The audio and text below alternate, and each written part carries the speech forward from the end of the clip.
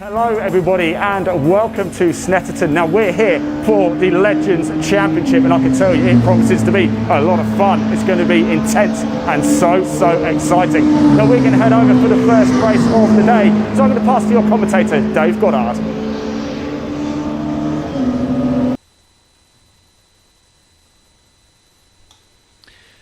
Well, a very good morning, ladies and gentlemen. Welcome to Snetterton Circuit, the home of motorsport in East Anglia. A beautiful morning here, brilliant sunny conditions on this late summer day, and we are ready for our first race of the day for the UK National Legends Cars in association with MRF Tyres. Dave Goddard here to take you through the action. The cars assembling in the pit lane. It will be a rolling start behind the pace car. Then it will be 6 laps for the first heat. 3 races for the Legends today. Another 3 races for them tomorrow. 6 laps may not sound very much, but it is a long lap here at Snetterton. Over 2 minutes they take to lap this circuit. There's today's schedule then. We kick off with the Legends, then we go truck racing with the BTRA Truck Racing Championship. A second heat for the Legends a little later on. Then their final, which will be over 8 laps. And then a second race for the trucks. They have 3 more races tomorrow as well, and plenty more classes joining us to race in tomorrow's meeting here at Snetterton. Promoted by the BARC, the British Automobile Racing Club. And we're almost ready for action. Heat number 1 for the Legends. The grid decided by a ballot. Then the grid will be reversed for the second race.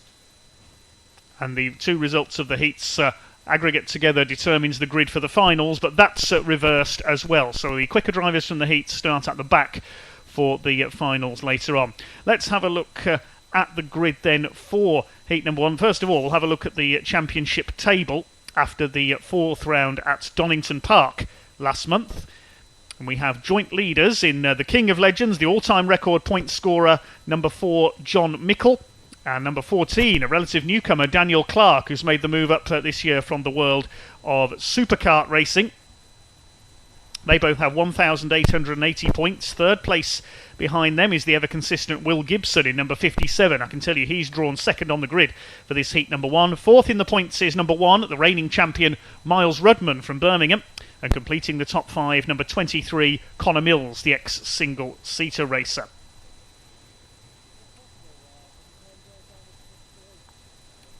Sixth in the points is Jack Parker. Now, he was leading the championship going into Donington, but he had a pretty disastrous weekend at Donington over rounds 3 and 4.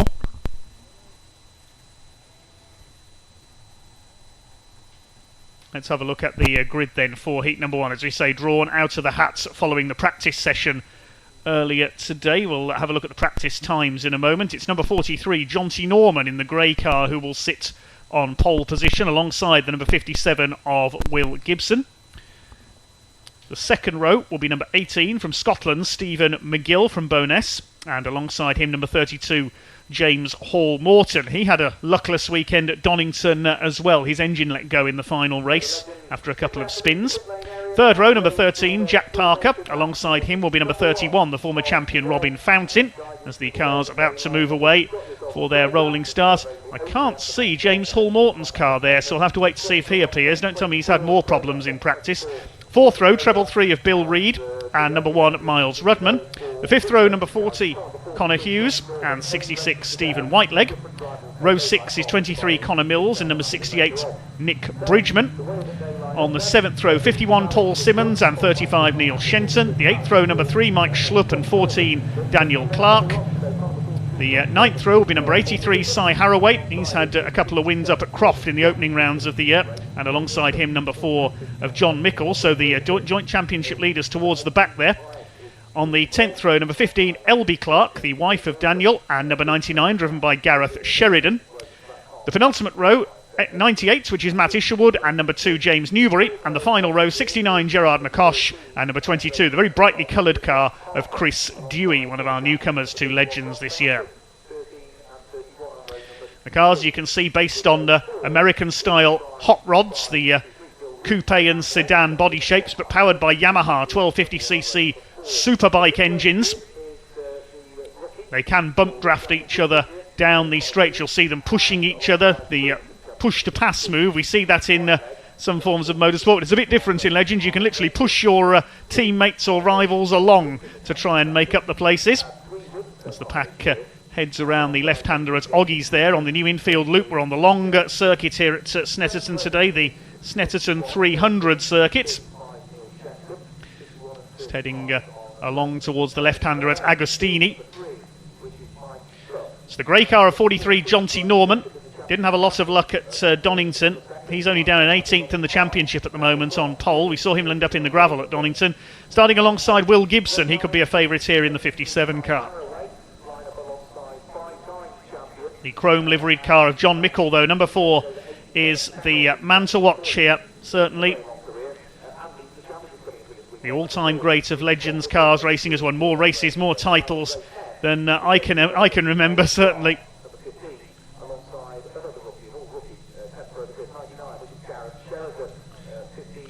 Legends have raced in the UK since back in 1996.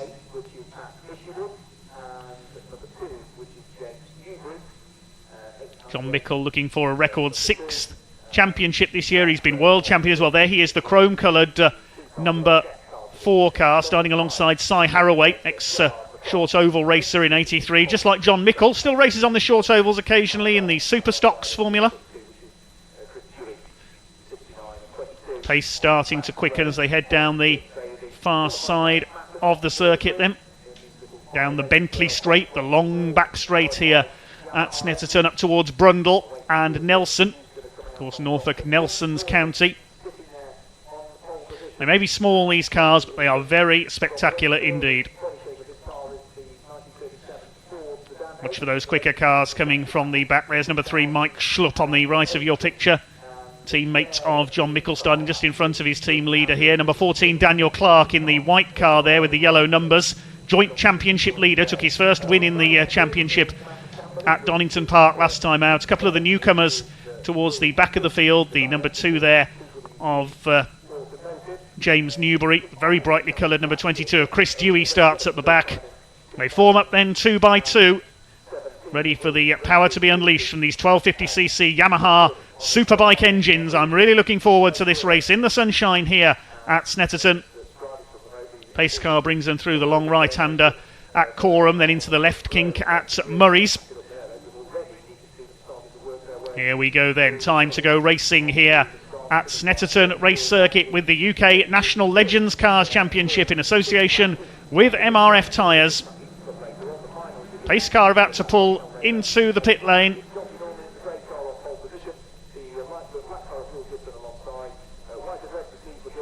Nicely formed up then on the grid. Jonty Norman takes over as the pace car alongside Will Gibson in car number 57. Here they come then up towards the lights. The red lights go out and away we go here at Snetterton with heat number 1 for the Legends. Down towards the right-hander at Rich's corner for the first time. Will Gibson gets away well. Look at this in the pack. They're all over each other already. It is absolutely frantic in there as they swing their way through Rich's. Connor Mills gets away well in the 23. Then it is up to Wilson's hairpin for the first time. It's a good start by Robin Fountain in the 31 car. Jonty Norman's dropped back a couple of spots, but it's the 57 of Will Gibson who's got the lead ahead of Robin Fountain. Miles Rudman in the number 1 is in 3rd place as they head down the straight towards the left-hander at Palmer for the first time.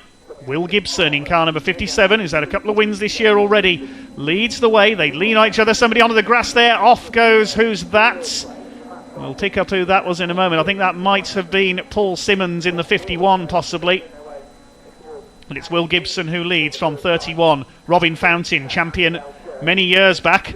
Good to see Stephen Whiteleg in the red car up there in 4th place. There's a slow car in the middle of the pack. I think that's number 18 of Steve McGill, the Scotsman, slowing down there. Here come your leaders then up towards the right at Oggies, then out towards Williams Corner and onto the Bentley Straight for the first time. We'll certainly see some bump drafting along the straights.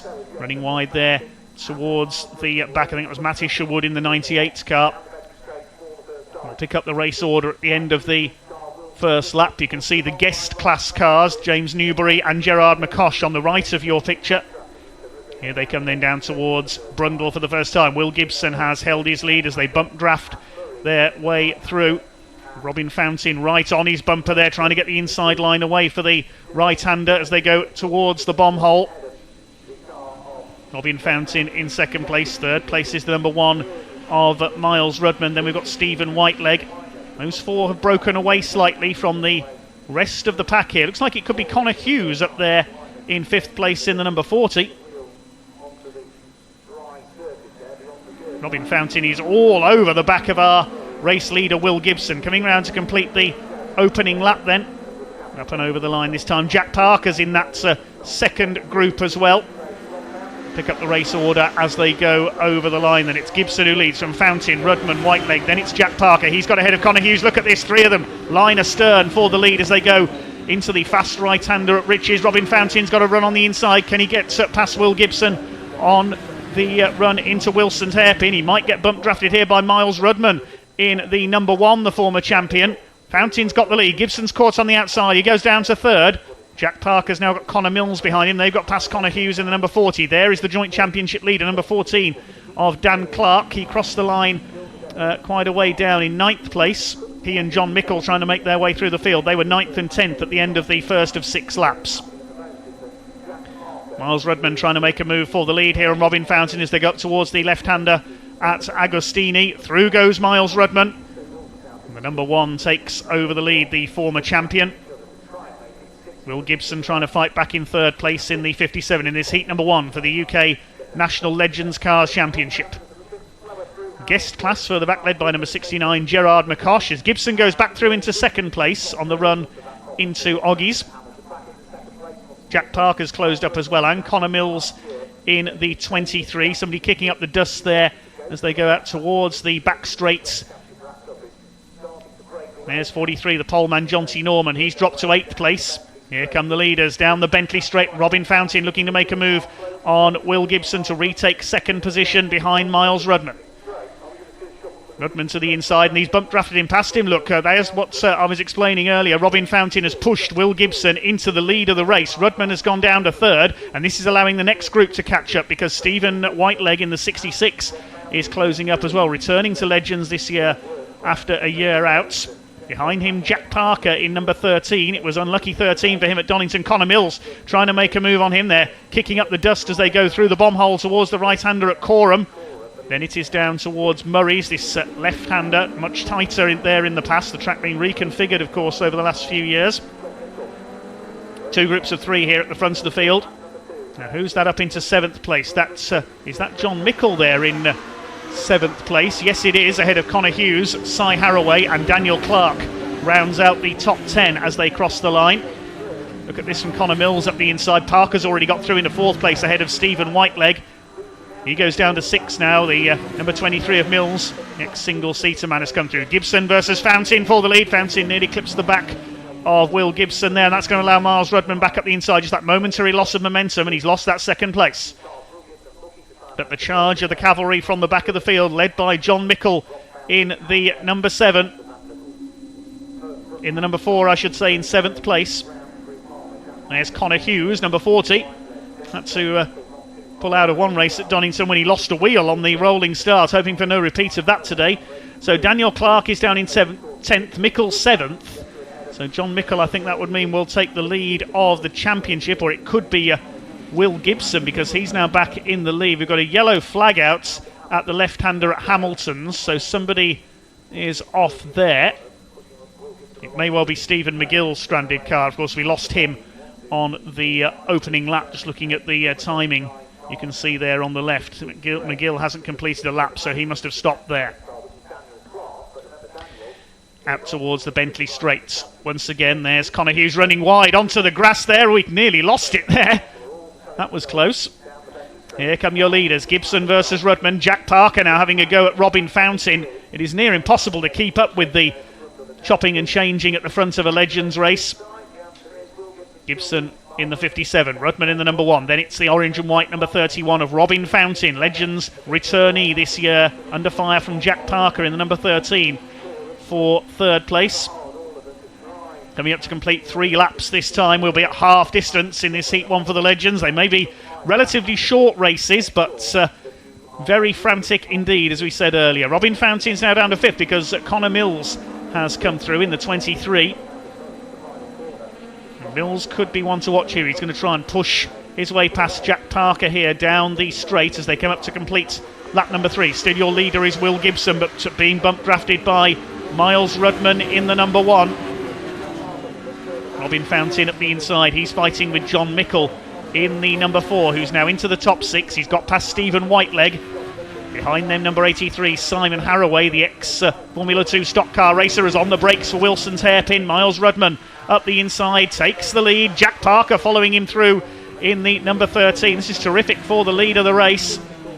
They're down towards the left-hander at Palmer. Onto the new infield loop here are the leaders. Rudman from Parker, the 2 West Midlands-based drivers. Third is the number 57 of Will Gibson from Surrey. Connor Mills up on the grass there on the outside in the number 23. Comes from just east of London. But here comes John Mickle now. He's into the leading bunch as Parker up the inside into Agostini. He takes up the lead now in the number 13. Running out wide, Mills onto the curbs again. This is all playing into John Mickle's hands here, because the harder they scrap, the more he can try to pick them off. Through the left-hander at Hamilton's they go. Will Gibson goes wide over the curbing. Mickle now ahead of Mills. Robin Fountain could lose another place, because here comes the red car of Stephen Whiteleg, number 66. Behind them, Harraway, Hughes and Dan Clark round out the top 10. Nick Bridgman next in the order. Neil Shenton in 12th, who had a quiet time of it in practice. Going well here. Gareth Sheridan, number 99, is 13th. Another change for the lead down the Bentley Straight. The number 1 of Miles Rudman takes it up. Now here comes Mickle to the inside. Rudman trying to move to defend. Gibson back around the outside. Oh my goodness, so many of them in there as they go towards the bomb hole. Who's going to come out of this with the lead then?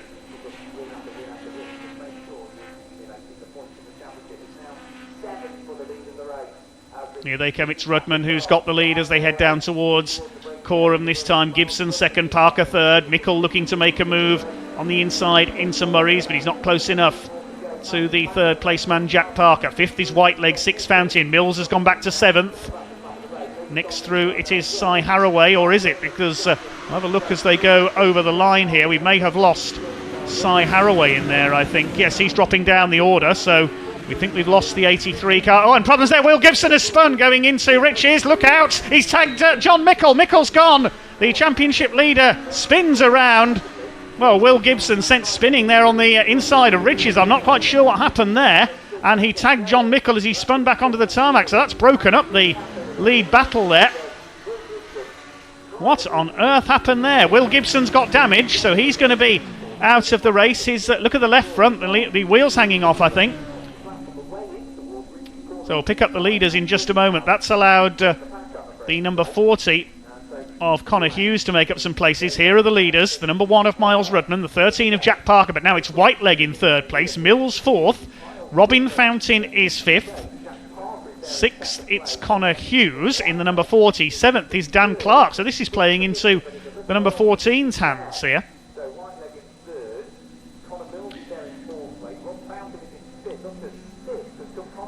Well, the car we lost, another car we've lost, is the number 43 of John T. Norman. He's dropped out of the race as well, I can tell you. Well, we're on lap number 5 now. There's Will Gibson. He's trying to limp the car back to the paddock. I don't think he'll make it. The left front corner's hanging off. Now, has John Mickle got going again? We'll have to wait until the next time around to see if he comes over the line. We're on the penultimate lap now of Legends Heat number 1 here at Snetterton, this 5th round of the championship. It's Miles Rudman from Jack Parker. Stephen Whiteleg up there in 3rd, holding off Connor Mills. Leaders heading down towards Coram. You can see on the tracker there, in the bottom right of your picture. Jack Parker, the man from Wolverhampton, all over the back of Birmingham's Miles Rudman. Into Murray's, coming up to complete their 5th lap, going on to the final lap this time. Still Whiteleg holding 3rd ahead of Mills. That race order on the left there is going to change quite substantially this time through, because we've lost a couple of the front runners. And over the line they go, Mills and Whiteleg together. Then it's Connor Hughes going well, Robin Fountain, Dan Clark. Waiting to see who will come through next. It's Nick Bridgman, number 68, has come through. Waiting to see if John Mickle is still running as we watch Jack Parker harrying Rudman for the lead. John Mickle has incidentally got the fastest lap as Connor Mills power slides his way through the hairpin there. He's lost out to Robin Fountain in that battle for 5th position. There's a yellow flag out, so that means no overtaking as they come out of Palmer. Stephen Whiteleg's run wide onto the dust there. Now, who's come to rest there? Somebody parked up. Can't see who it is at the moment. We're on the last lap of this race, though. Heat number 1 for the UK National Legends. Miles Rudman trying to hold off Jack Parker for the lead. Parker had such a great weekend in rounds 1 and 2 at Croft up in North Yorkshire. Didn't have much luck at Donington in rounds 3 and 4. Robin Fountain sliding there. I'm wondering if there's some fluid dropped, because people seem to be sliding quite a lot. Whether it's the tyres going off, I'm not sure. John Mickle. Oh, and a big cloud of dust being kicked up there. I think that was Connor Hughes running wide again. John Mickle has not come through, so he's out of this one. More damage as a result of that tangle with Will Gibson as Jack Parker tries to make a move for the lead. We are on the last lap now. He's at the inside, at the bomb hole. He almost tags Rudman, but he's got the lead. It's going to be close here because Mills and Whiteleg are closing up as well. Waiting for the leaders to come into the final couple of corners. Then here they come. 4 of them for the lead. Parker, Rudman, Mills and Whiteleg. This is going to be close here. They come towards Murray's for the last time. Has Jack Parker done enough? Is he going to be bump drafted on the runs to the line? I think he's just about made the break, unless Connor Mills pushes Miles Rudman here. They're coming up towards the line this time. Checkered flag awaits them. It's going to be Jack Parker, or is it Miles Rudman? Pops up. They finish 3 wide. I think Rudman's got it over the line. The timing shows Rudman ahead of Parker, Mills and Whiteleg. Check the timing screen on that one. Miles Rudman the winner by 0.052 of a second. There we see it. Parker second, Mills third, 0.004 of a second behind Jack Parker. It doesn't get much closer than that in motor racing. That was brilliant. Stephen Whiteleg gets 4th, Robin Fountain 5th, then Dan Clark. Connor Hughes ran wide on the last lap and dropped to 7th. Then Nick Bridgman 8th, Neil Shenton 9th, Paul Simmons in 10th. Then we've got Matt Isherwood, a good 11th for him, 12th. It is Gareth Sheridan in the number 99, the car he shares with Chris Needham. 13th is Mike Schlupp, number 3. 14th, Bill Reid. John Mickle showing as 15th place, so I think he did get going again.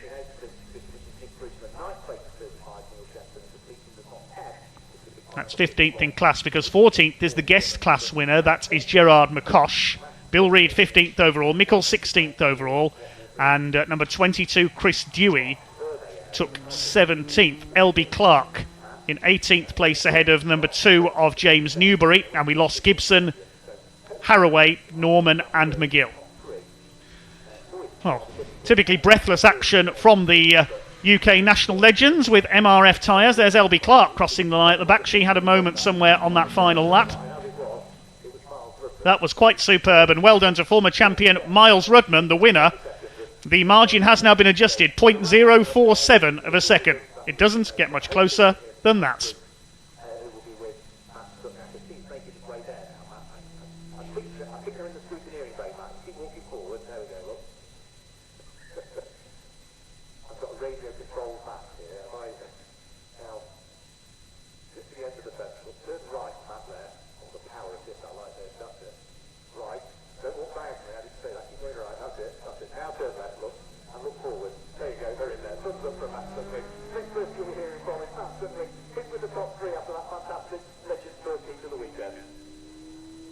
Thanks very much,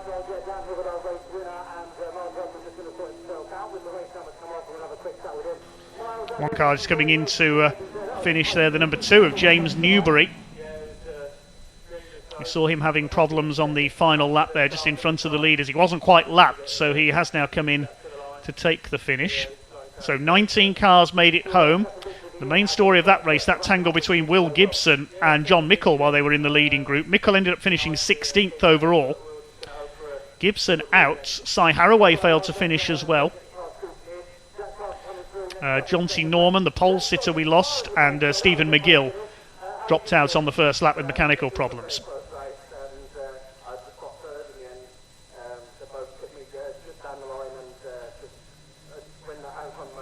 It is a win for Miles Rudman, but only just.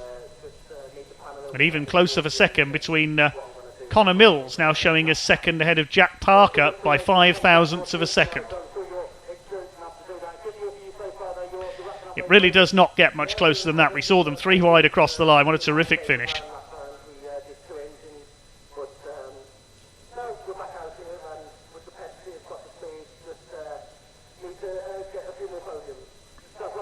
Well, that concludes our action for now. A little later on, we will see the BTRA Truck Racing Championship out on track. And that will be coming up a little later on.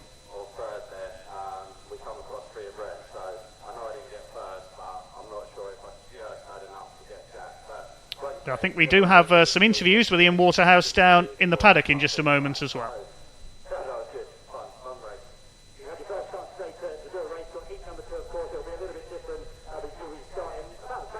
Filming. Right, Miles Rodman, wow, that was quite a dramatic race and a dramatic finish. Talk us through it. Well, yeah, I mean, we drew a good grid position, so it was close to the front anyway, but there was a lot of fast guys at the front, so obviously as soon as we all went, I knew it was going to be sort of close from the start really, and it was just a case of, trying to work with each other and just trying to get to the end, and it was just so close all the way through the race. It could have been anyone's really. A lot of people have said to me, you don't really want to be in first place at the start of the last lap, however you were, but you did manage to hold it on. Yeah, definitely. I mean, I held it on for a bit, but Jack managed to pass me down the back straight on the last lap.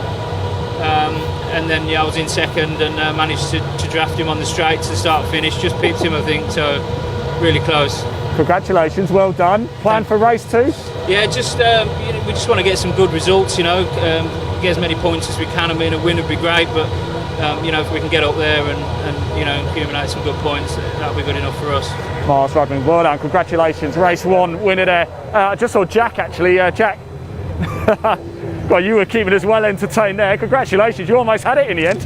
Almost, just lost it on the last straight and so gutted actually. And to come third in the end, I take the third. It's just a shame that I just couldn't keep hold of it.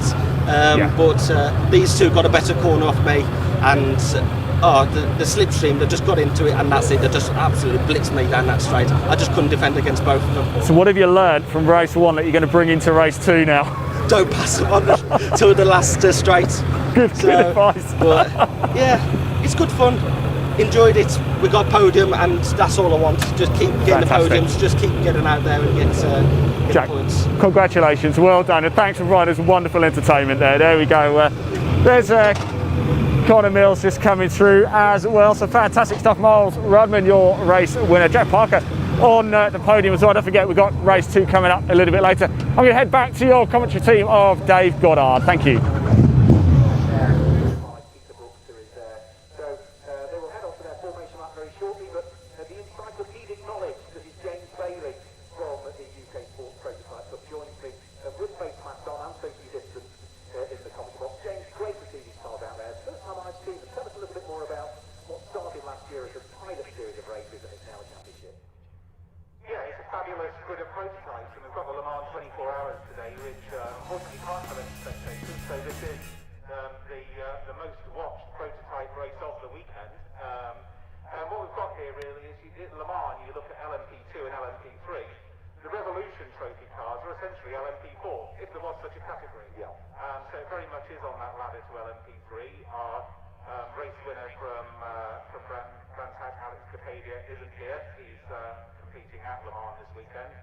But the Sports Prototype Cup, we had 3 private races last year, 2 classes, the Revolution Trophy, and we'll talk more about the Revolution later, but the Unlimited Open class, which are for the cars that are in the former BRSCC OSS Championship, where there are simply no rules, no cap. And that's why you see Mike Gemby in the very high PR6 and Martin.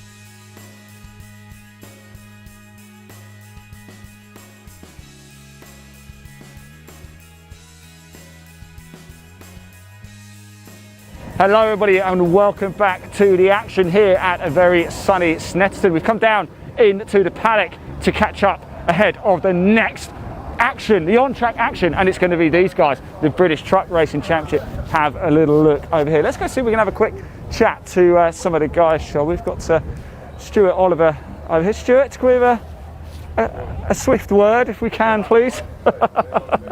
Face mask on, very safe.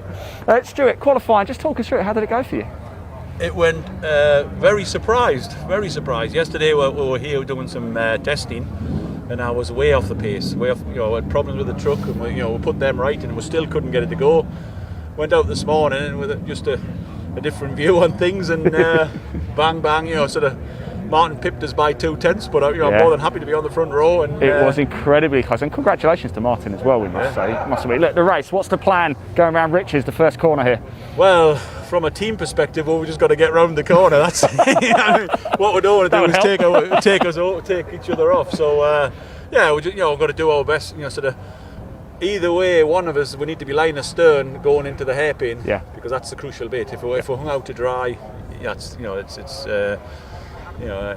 end of sort of all the hard work from qualifying. So if we can get a good start and get the fastest man at the front for the hairpin, and then follow through from there and just see how the race opens up from that. I hope this isn't going to be a stupid question. Okay, it's quite windy. Yeah. Do you feel it up there? Because I spoke to Martin Gibson and his windscreen cracked because of that. That's right. Yeah, it does. The MENs, they're basically just like a house end going forward at 100 mile an hour. There's a heck of a lot of force on that windows, and that's why I'm slightly fortunate. I've got a bit more aerodynamics on my windscreen, which here, especially the way the wind's blowing now, sort of from the direction it is going along that back straight, it's hitting your head on. So it'd be interesting to see.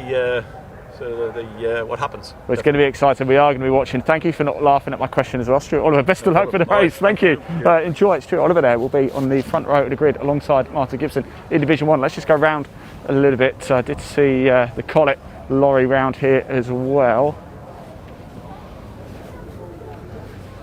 Here we go. Let's just have a quick chat over here. If you just come around, Amelia, and we're just going to grab a quick word. It's almost time for the action to get going, isn't it? And a lot of action, a lot of stuff going on here. Let's see if we can have a chat with. Hello guys. Hello. Is everything okay? We seem to be gathering around. There's no issues with the truck. No. They've just been nosy. And why are they being nosy? How did qualifying go for you? Oh, no, rubbish, to be honest. Well, I appreciate the honesty. No, we're getting to grips with handling. We're bad at Donington, and we were no better here, so we're still trying to dial it all in. So hopefully we'll be.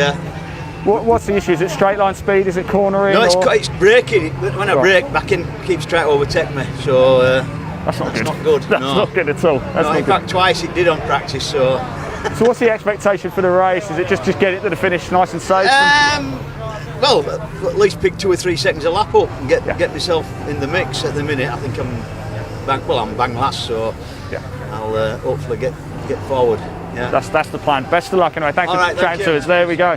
So it's almost time for the British Truck Racing Championship to get underway. The very first race of the weekend here. It's going to be action-packed, isn't it? As we said earlier, if you like your motorsport big, if you like it loud, if you like it action-packed, and who doesn't love all of those three things, in the British Truck Racing Championship is certainly the place to be. Right, let's get these guys out onto the track, shall we? I'm going to hand over to your commentator Dave Goddard to take you through all of the action. Former champions, then you go back to the first national championship. The sun's still beating down here at Snetterton Circuit in East Anglia. Breezy but beautiful day here at the home of motorsport in the east of England, and we're about to get underway with our first race for the big rigs this weekend. The BTRA Truck Racing Championship will be getting underway very shortly with the first of 5 races across this weekend. We saw 4 different winners in Division 1 at round 1 at Donington Park, while in Division 2, 4 races out of 5 were taken by Stephen Powell, Luke Garrett, the reigning champion, winning the other. Well, in Division 1, through consistency, it is John Newell who leads the championship. He had 1 win. Ryan Smith had 2, the reigning champion. David Jenkins and Martin Gibson took one each. Dave Goddard here to take you through the action once again. I'm delighted to be joined once again, just as I was at Donington, by Rob Clark, aka Pointy. Good afternoon. Hello, Dave. How are we? Thank you very much. Yes, fantastic to be here. And yes, as you've already said, an absolutely lovely day here at Snetterton, over in the east coast of Great Britain. We look out onto the starting grid here, as I can see the beautiful Kelsa Volvo truck joining us here as the pace truck for the BTRC's pace truck in the first race of the weekend. And yeah, quite a few changes to the vehicle since Donington. Speaking to some of the drivers earlier on this morning, there's been some repairs, there's been modifications, namely Brad Smith in Division 2 is now on his third turbo of the season, and hopefully we'll see some action out of him this weekend. Yeah, he blew his turbo in the very first race at Donington. We lost a couple of other trucks as well, didn't we, in race 1 at Donington? Paul McCumsky, who's not here this weekend, and also Adam Bint with his Volvo White. What was the problem there? Adam Bint managed to catch a piston liner in practice at Donington, which meant he had damage to his head. Having put a new head on, they then had issues with compression, I do believe, which saw them out for the majority of the weekend. And Paddy Mack as well, of course, unfortunately not being able to join us this week, although he truly wanted to. He's actually in isolation of all things, so we hope a speedy recovery for him and the team. Yes.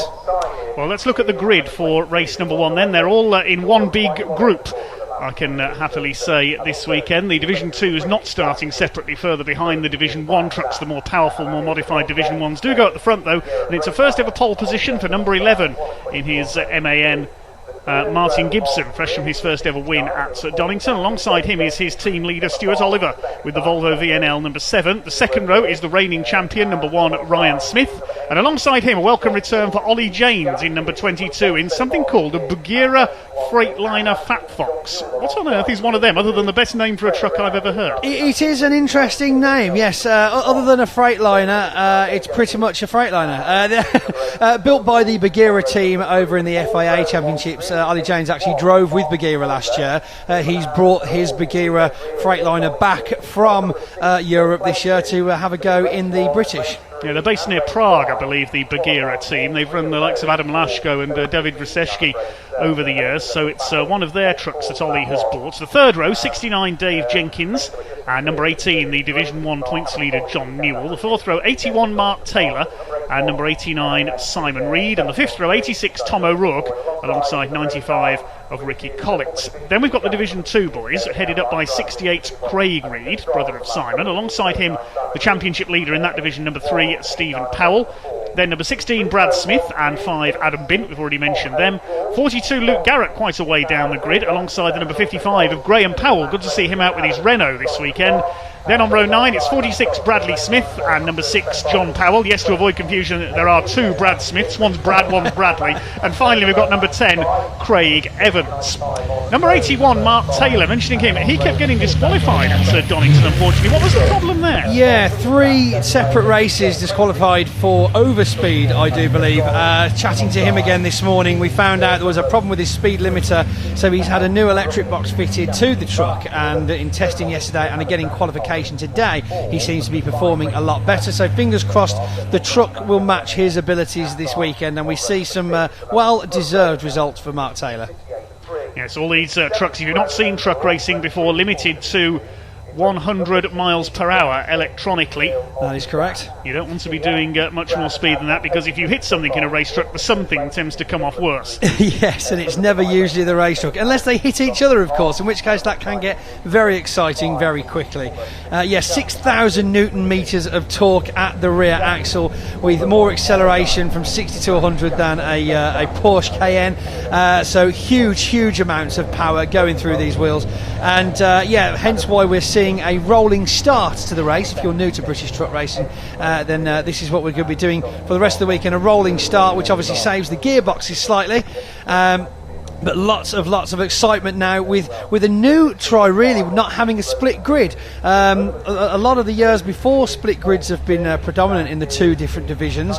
Hopefully better for the viewer at home, and slightly better for the timing guys as well, to keep everybody bunched up. Well, they're bunched up behind the Team Oliver trucks at the moment. Stuart Oliver, the 10-time British champion in the Volvo on the right of your picture, one-time European champion as well, alongside Martin Gibson, his protege really over the last couple of seasons. There's David Jenkins, look for him coming through, but the man they're all trying to beat is flying Ryan Smith in the number 1, the multiple Division 1 champion. There's multiple Division 2 champion Luke Garrett in number 42. He seemed to struggle a bit in qualifying. Yes, again, unfortunately some technical difficulties. The problem with these massive machines is that when things go wrong, they go massively wrong usually. Still some rear axle issues apparently causing some drag around the corners, which saw him take a slight back seat in qualifying, but hopefully with the couple of hours we've had since breakfast, they'll have sorted something out for him, and fingers crossed he gets a result in the next race. There's the Division 2 grid. Good to see Craig Reed up there in the Iveco at the front of the grid, ahead of Stephen Powell, the championship leader, one of 3 members of the Powell family that got racing this weekend, based down near Brands Hatch in Kent, where the final round of the championship takes place in November. The third round scheduled for Pembrey in Wales in October. They're heading down the Bentley Straight now. You can see it's a long lap here at Snetterton. This will be a 15-minute race. Could we see a second win of the season for Martin Gibson? Could we see a first win in some time for Ollie James, who I remember having a big crash in his previous Freightliner at Pembrey a couple of years ago. That was in the qualifying session. Indeed it was, yes. Decided to go straight on at a tight right bend. That was an issue, but no, he's been out in Europe for the last couple of years, so fingers crossed we'll see an improvement in skill, maybe some more confidence on the track as well. See these trucks very far removed, well, the Division 1 one's certainly far removed from the lorries you see pounding up and down the motorway, but a lot of these teams with connections to the road haulage industry. Ricky Collett, a famous name in the world of heavy haulage. If you see low loader lorries or big outsized loads, it's often Ricky's trucks that are hauling those on the motorways and byways. There's Division 2 trucks. There's Adam Bint with that hitherto troublesome Volvo White, the bonneted truck then. Good to see some variety. MAN's numerically dominant in the series over the last few years, but a bit of variety creeping in now. We've got Volvos in there, we've got the Freightliner we've mentioned, we've got a couple of Ivecos, the Renault of Graham Powell. This will be a 15-minute race then. It won't be many laps because it's a long lap here at Snetterton, as we've seen on this rolling lap. The Kelsa Volvo Pace truck leads them round, and that will peel off into the pit lane, and then we will be underway with our first of 5 truck races across the course of the weekend. It is time to go racing here at the Snetterton circuit. This huge field of 19 trucks out there, a magnificent sight they make on the Snetterton circuits.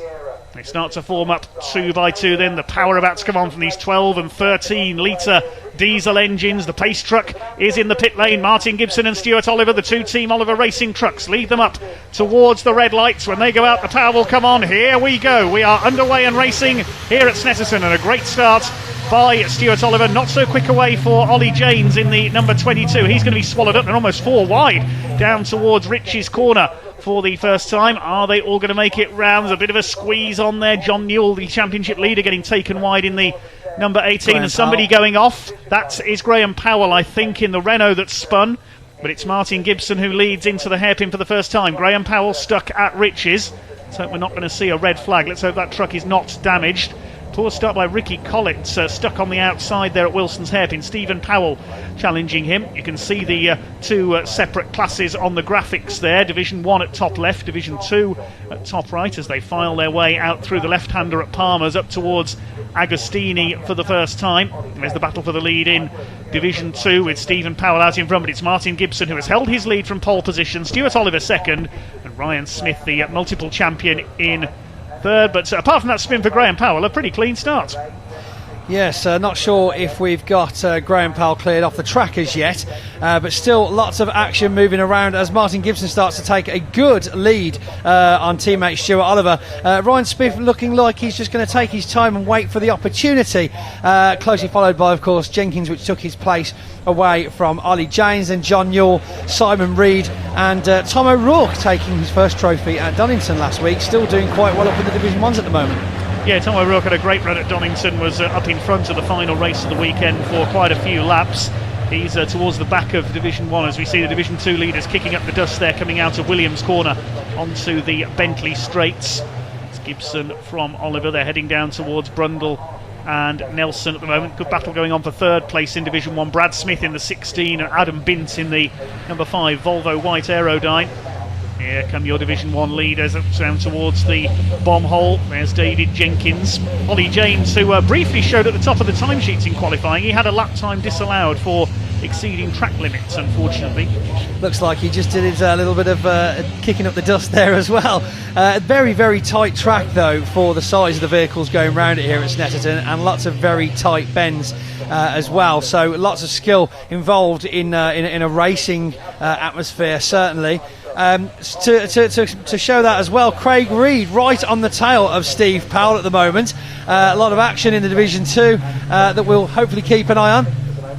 That's the battle for the lead in Division 2. Brad Smith, I noticed, has got a little bit of bodywork damage on the back of his number 16 truck, the DAF CF, as they start to funnel their way into their second lap. Gibson leading by about 3/4 of a second ahead of Stuart Oliver, the 10 times champion. Ryan Smith, though, keeping pace with them in the number 1. And it's Jenkins ahead of Ollie James, still running well ahead of John Newell, who could lose his championship lead here this weekend. Inherited a win at Donington when Mark Taylor was disqualified from the last race of the weekend for overspeeding. There is Newell, number 18. Behind him, Simon Reed in 89. 2.5 minute lap is quite a long lap, isn't it? My God, we're looking at 1:14s at Donington, which is almost half the amount of time it takes to get around Snetterton. It's crazy. Because this is such a long lap, of course, the Snetterton, the full 300 circuit that we're using here this weekend. The gap's starting to come down among this column of leading trucks. They head through Hamilton up towards the right-hander at Oggies. It's out towards Williams. There's somebody kicked up a lot of dust there in the background in amongst the Division 2 runners. Just looking down the order to see if Graham Powell did get going again. I think he has at the tail end of the field. Here's the battle in Division 2 then. Stephen Powell, it is, kicking up a fair bit of dust as he chases Craig Reed in the 68, the man from Stoke.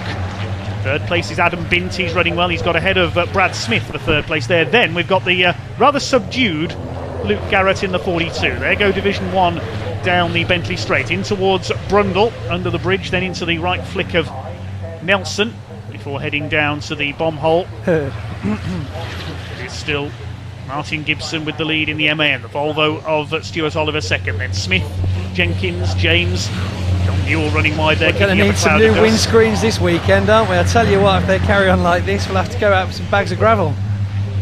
They just need to be careful. They don't want to get penalties for exceeding track limits. A couple of drivers did in qualifying. Ricky Collett hanging the tail out there through the bomb hole. Stuart Oliver may be protecting his protege here at the front of the field. Team Oliver running 1 and 2. Yes, doing a good job of holding back the pack, but of course it's all who cuffs first and who makes that move. Still 10 minutes left of the race here at Snetterton, so plenty of time to be working on a good strategy for nearer the end of the race. As we see the tail end Division 1s coming across now. Oliver just 0.8 of a second behind, but then double that for Ryan Smith. So I'm wondering whether Ryan Smith's having some difficulties getting past Stuart, actually. Let's see on this next lap then. They're going through Wilson's hairpin. 6 of them together for the lead of Division 1. The lead in Division 2 between Reed and Steve Powell was just over a second that time through. You can see the order at top right there in Division 2. Here's the battle for 4th. Ollie James not letting David Jenkins get away. This is a good run for the Freightliner, number 22. Leaders up towards Agostini, named after the motorcycling legend Giacomo Agostini. Did briefly race cars as well. Never raced trucks, though, to my knowledge. Some great bike racers, of course, have gone on to race trucks. Barry Sheen and, of course, the one and only Steve Parrish. Binty having some issues. Tail end comes out. Yes, there's a bit of rallycrossing there for Adam Bint in the Volvo. Always an entertainer is Adam. As the leaders heading through the infield loop. 2 Team Oliver black and yellow GT Tyres sponsored trucks together. Yeah, GT Tyres, of course, being one of our main sponsors here this weekend, along with Vision Track dash cams.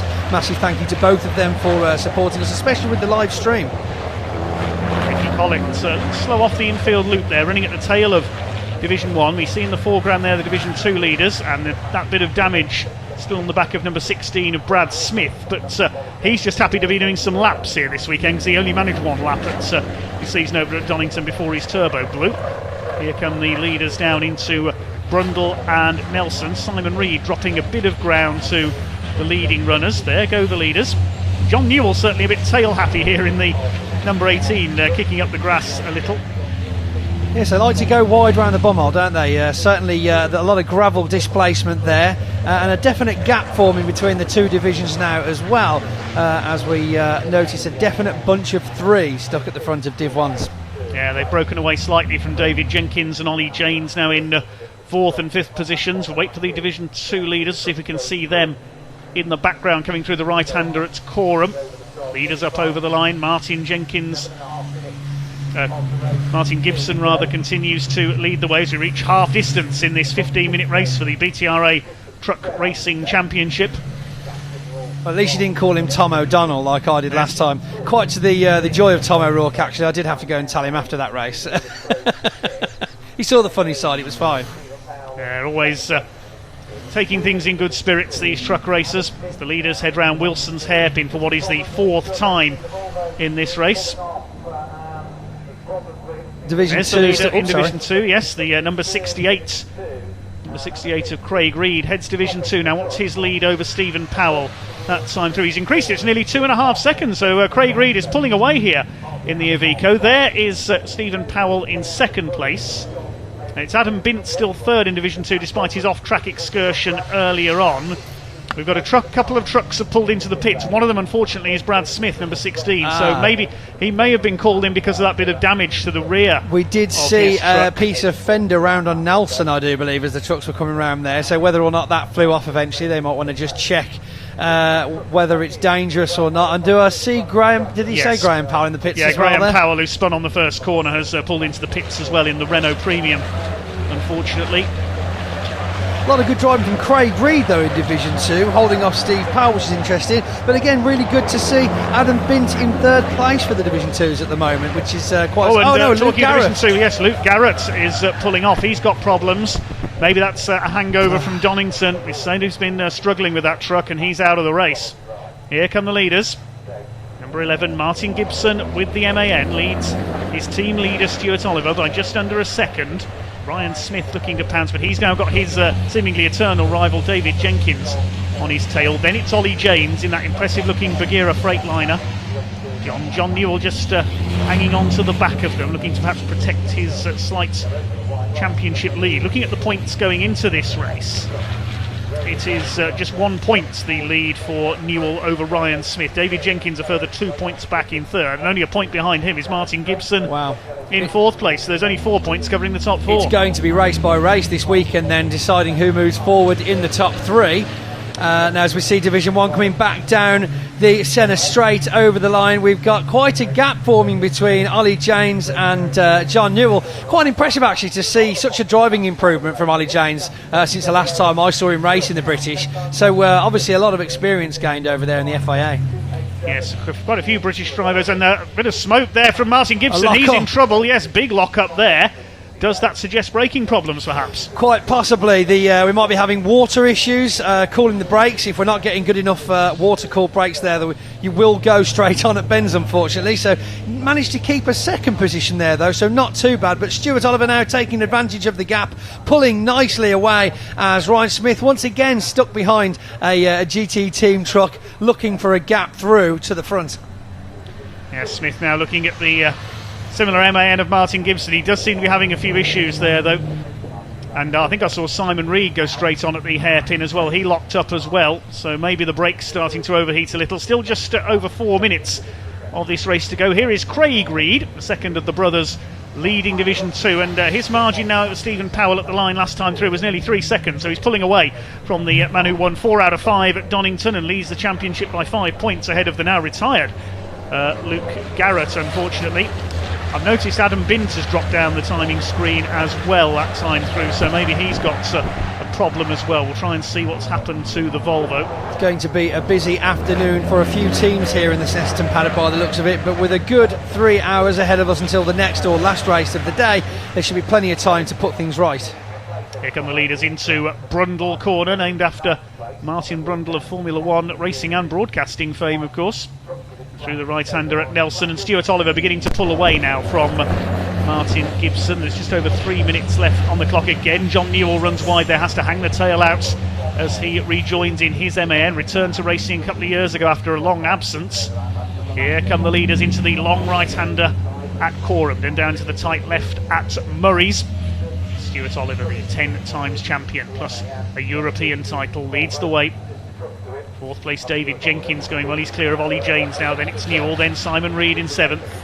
Here is Craig Reed, still pulling away from Stephen Powell in the lead of the slightly less powerful Division 2 pack. He's running in 11th place overall, so all the Division 1 trucks that started, all 10 of them still running. Again, a bit of a race of attrition, as we saw at Donington for Division 2, however. Jenkins chasing Ryan Smith at the moment, as we see a huge division between Stuart Oliver at the very front of the Division 1s as he comes into Oggies, I do believe. Was that Angostini? The hairpin is Wilson's.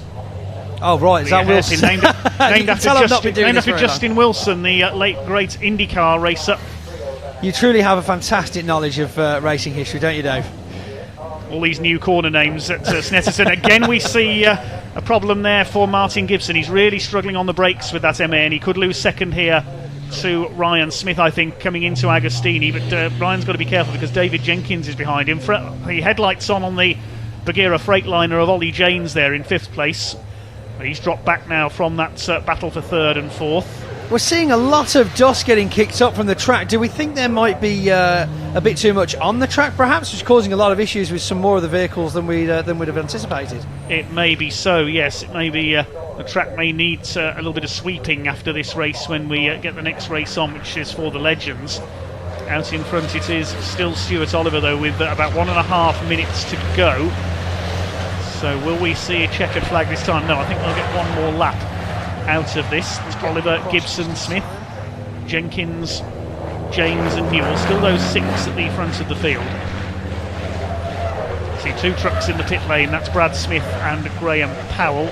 We've lost Luke Garrett, of course. Adam Bint has disappeared as well, so he's out of the race. So 3rd in Division 2 now. It is John Powell, number 6, with his DAF ahead of Bradley Smith, the other Brad Smith, number 46, yes. The youngest man in the race, just 20 years of age. Taking his first trophy home with the podium finish at Donington a couple of weeks ago. Very, very happy. Again, spoke to him this morning, and very little done to the truck since Donington. Just looking forward to getting back out on the track again. So see if he can make something stick. John Powell, of course, doing very well to catch up with brother Steve. He had a lot of trouble at Donington, but looks like he's back on. Ricky Collett has spun out, which is not ideal. Hopefully he can get back on the go. Yes, he seems to pick up speed quite quickly, which is good news for everybody at this stage of the game. Just 20 seconds left on the clock. Yes, the leaders into their final lap now. They're mentioning Bradley Smith. He's not even old enough to have an HGV licence, is he? He is not, no. A racing licence for a 5-tonne truck, but he's not allowed to drive a real lorry for another year at least. I'm sure he will be someday. Most of these drivers are involved with the road haulage industry in some way.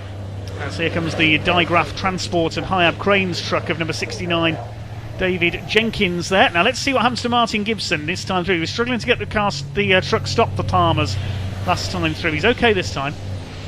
Looks like he's certainly pulled something back, not struggling as much as he was originally. But Ryan Smith and Dave Jenkins really surprising me in this race. We've not seen any big moves from them as of yet. As you say that, David Jenkins has a look. Can see into the future. David Jenkins had a look down the inside at Agostini there. It's quite a narrow circuit for trucks. We're on the last lap now. The clock has run down to 0. Craig Reed looking good to win Division 2, staying ahead of Stephen Powell by 4.5 seconds now at the line last time through. But it's looking good for Stuart Oliver to add to his mighty tally of wins over the years. I don't think he took a race win last season, but will become our 5th different Division 1 winner in only 2 meetings if he stays in front here as they head onto the back straights. Ryan Smith could make a move here for 2nd place. He's chasing down Martin Gibson. Is it going to be a Team Oliver 1 and 2? Ryan Smith perhaps waiting till the last corner of the last lap to make his move on Martin Gibson, but will Gibson be able to hold it back? Ryan Smith right on the tail as they both follow pretty much an exact line through that bend and pulling away nicely. Yes, it looks like Martin might be okay to finish off the lap in 2nd. We're coming down to Corham and Murray's for the final time. It is going to be Stuart Oliver if he gets around this final corner. It's been a while since we've seen Stewart take a win, but he's heading for victory in race 1 here at Snetterton. Martin Gibson holding on ahead of the reigning champion Ryan Smith in number 1. Here they come up towards the checkered flag. Stuart Oliver wins race number 1 at Snetterton. Second place is going to go to Martin Gibson. It's a Team Oliver 1-2. Ryan Smith 3rd. David Jenkins is 4th. Ollie James a fine 5th in his bonneted Freightliner. John Newell, the championship leader coming into this race, takes 6th position. Then there's a gap back to Simon Reed in the number 89, who will take 7th. In 8th position, looks like it's going to be Mark Taylor in the number 81. He had a relatively quiet race. Tom O'Rourke will take 9th. 10th is going to go to Ricky Collett after he had that late spin out at the bomb hole. Here comes Collett up over the line, the man from Yorkshire. He takes 10th position, and waiting for Division 2 to come through, it's going to be Craig Reed in the Iveco who will take his first race win of the season. Sounds the horn as he crosses the line. Well done, Craig Reed. Second will go to Steve Powell. That'll keep his championship lead. And there's not many finishers beyond that, unfortunately, in Division 2. It's going to be John Powell who will come through and take 3rd in the division. 4th will be Bradley Smith. And the only other finisher, number 10, Craig Evans. We lost Adam Bint and Luke Garrett out on circuit with problems. Brad Smith, number 16, pulled into the pit lane, as did Graham Powell after his spin on the first corner. But congratulations to Stuart Oliver and Craig Reed, our first 2 winners of the weekend in the British Truck Racing Association Championship. There is Craig Evans. We didn't see much of his MAN in that race. He's at the tail of the field as John Powell across the line to take 3rd place in Division 2, and he comes in 13th overall. Bradley Smith 14th overall, and final finisher will be Craig Evans. A gentle parade lap now around Snetterton for quite the number of spectators that have joined us here in Norfolk this afternoon, all taking their times to come back round to the assembly area just at the back of the race paddock. Bringing them in just off Agostini there, as we see the D&G recovery truck there, the wrecker driven by Steve Brewers, making its way onto the track to clear any stragglers, and the Lantern wrecker there as well. Lots of help from the wreckers that follow us around the season. We really wouldn't be able to keep the TSL schedule going as smoothly otherwise. Yes, thanks to our recovery drivers, to all our marshals as well, our volunteer marshals. We cannot go racing without them, of course. The medical staff, race control staff, and everybody else here at Snetterton this weekend. Well, shortly we'll be handing over to the paddock for an interview, hopefully with our race winner, Stuart Oliver.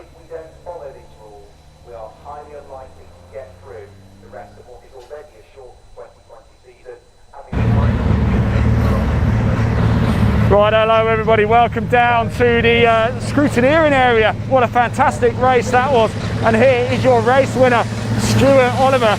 Let's go grab him very quickly. We'll grab a quick word of him. Let's grab Dave Jenkins, just whilst we're having a quick wait here, just letting the on-course commentator have a quick chat. Let's grab Dave.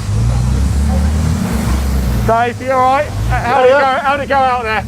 Yeah, it was good. Obviously disappointing qualifying for us. We were fastest by a massive margin. Lost both laps due to track limits, marginal track limits infringements. So put us in a difficult place to start. Today's all about solid points finishes, and not being a hero. But to be fair, Martin and Stuart probably just got some decent pace there as well. Ryan was struggling a little bit. So see what happens in the reverse grid race coming up. Exactly, should be exciting, should have plenty of opportunities, huh? Yeah, it's it mixes it up, doesn't it? And that was a good fast race. It's tricky. Circuit seems to deteriorate when there's 19 trucks on the track. I think there's a bit of water, a bit of mud and stuff. So you can get a bit demoralised when you're watching the data and you see the lap times aren't coming in.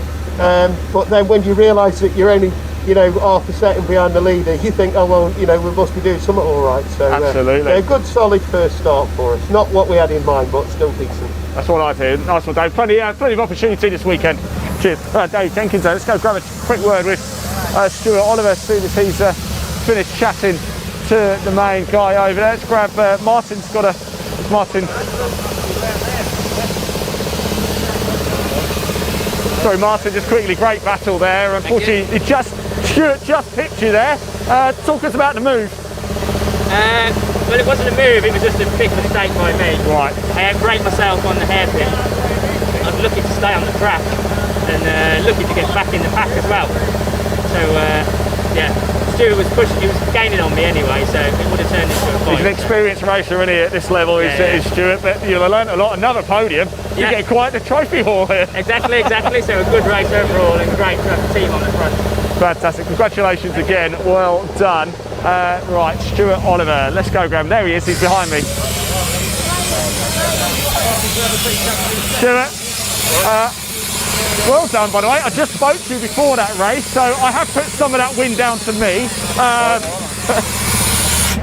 Thank you. I just said, drive, mate. Well done. There we go. That's nice camaraderie there. I was just saying, I did speak to you just before the race, of course, so I will claim some of that for the excellent motivational. But no, in all seriousness, fantastic racing. Bit of a mistake from Martin, just allowed you to get through. That's right, yeah, he just went in a bit deep into the hairpin, which just allowed it, so there was no, I saw a bit of smoke coming off his front tyres. I thought, he's just gone a bit too hot there, and I took advantage of it, and then I wore away, and went well. But all credit due to yourself. It was the prep talk before that just did it. It just got us motivated. You're too kind. I know you're absolutely taking the mic, but thank you so much. Best of luck for the rest of the weekend. Thank you so much. Congratulations. That's Oliver, you win there. Right, it's almost time for the legends to go out. I'm going to hand back to your commentator, Dave Goddard.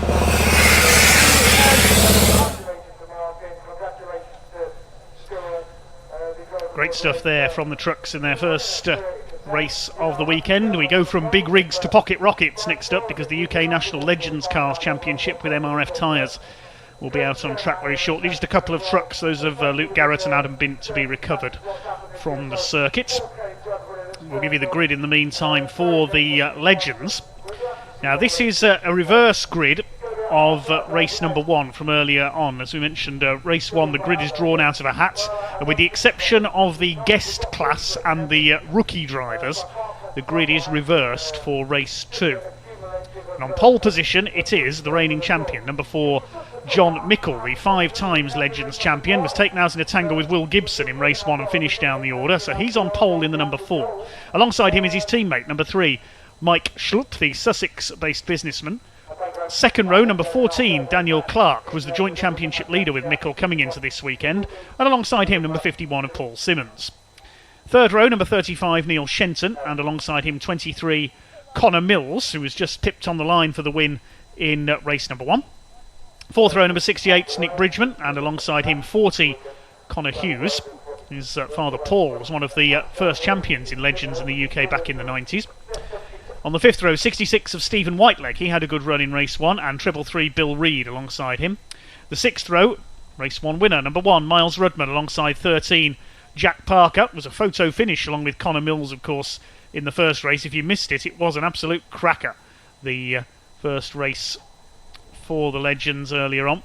Just looking to see if there's been any amendment to the results of that one. No, there hasn't. Miles Rudman took the win by 0.047 of a second from Connor Mills, and Jack Parker was a further 5 thousandths of a second further back. Next on the grid, row 7, we have number 31, Robin Fountain, returning to Legends this year after 18 years away. Alongside number 18, the Scotsman Stephen McGill, who was a first lap retirement in race 1. The 8th row, 32 of James Hall Morton, and number 43, John T. Norman, started on pole for race 1 but failed to finish. And the 9th row, number 57, Will Gibson. Some damage for him in that tangle with John Mickle in race 1 put him out. He starts alongside 83, Cy Harraway. Now, he failed to finish the first race, but by the grid draw, should have been started on the front row, but he appears to have been put to the back of the reversed grid. So I don't know the reason for that, but Cy Harraway, an amended grid was issued, and Cy Harraway is down in 18th on the grid. Then we have got the rookies and the guest class drivers. On the 10th row, number 99, Gareth Sheridan, and number 15, Elby Clark. Gareth Sheridan, the former supercart racer, one of a few ex-supercarters out in the Legends. The 11th row, James Newbury in car number 2, and number 69 of Gerard McCosh, the Scottish-based racer. And the final row is number 98, Matty Sherwood, and 22 of Chris Dewey, who are 2 of our novices. There's a schedule for the rest of the day. This is Heat 2 for the Legends coming up. This will be a 6-lap sprint. Then a little later on we have an 8-lap race for the Legends around 5:30, and we close out with our second truck race of the day at 6 o'clock. There's a full programme of racing coming up tomorrow as well, where we're joined by the Dunlop National Mini Challenge for the Mini 7s and Mini Miglias, and also the Classic Touring Car Racing Club with their various saloon cars of all ages in action as well. That's all coming up. A very busy day of racing tomorrow here at Snetterton.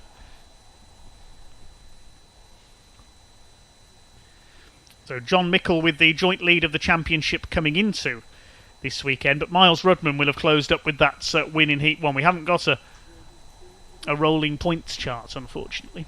As we say, a short pause at the moment, just while a couple of trucks are cleared from the circuit back to the paddock. Our thanks to D&G Recovery and their colleagues out there. Saw that very impressive Kenworth, I believe it's a Kenworth anyway, wrecker going out to pick them up.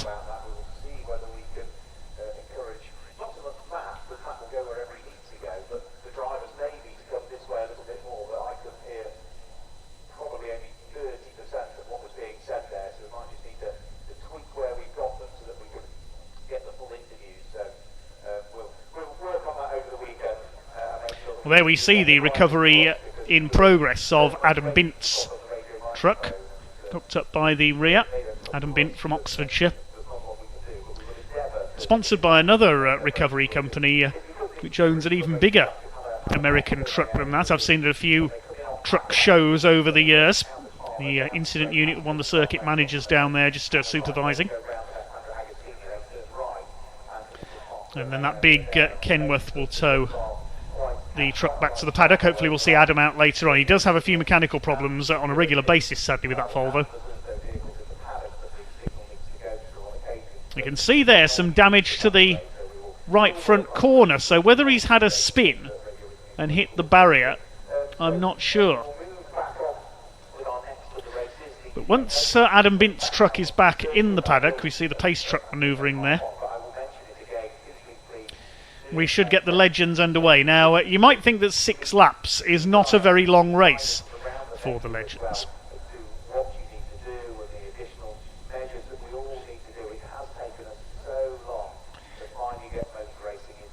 As the truck heads back along the straight, we were saying you might not think it sounds very long, 6 laps, but the Legends don't need long races, as we saw earlier. They're bunched up like in a horse race or something like that. One of our marshals just taking the sun there. Thanks again to the Orange Army, as they're known. We could not go racing without our volunteer marshals, ladies and gents from all walks of life who give up their weekends so these drivers can go out and do their racing. Spectators keeping their social distances on the banking there, enjoying the action. Great to see so many people here enjoying the sunshine today at Snetterton. Okay, ready to get back underway very shortly then with the Legends. It was a 3-way photo finish in race number 1 earlier on. It's an all Mickle Motorsports front row. John Mickle, number 4, he's won the World Legends Championship in America in the past. These cars built in the heart of NASCAR country in America at Charlotte, North Carolina. John Mickle and Mike Schlupp, the 2 men from Sussex, based down there with their various businesses on the front row of the grid. Mike Schlupp is yet to finish in the top 10 of a Legends Championship. He began racing in 2016 with John Mickle Motorsports. John has been 5 times UK champion. He's the all-time record point scorer for the championship in the UK.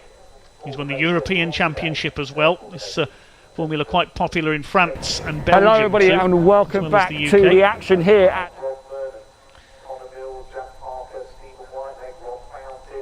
Dan Clark on the second row of the grid, by contrast, is a newcomer to Legends.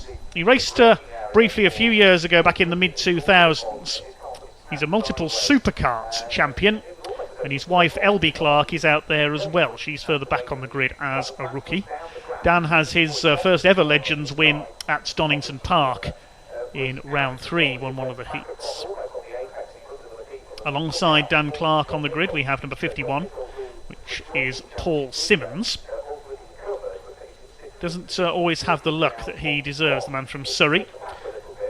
His first outright win came at Donington Park last year. A couple of years before that, he had a huge rollover at the chicane at Donington Park.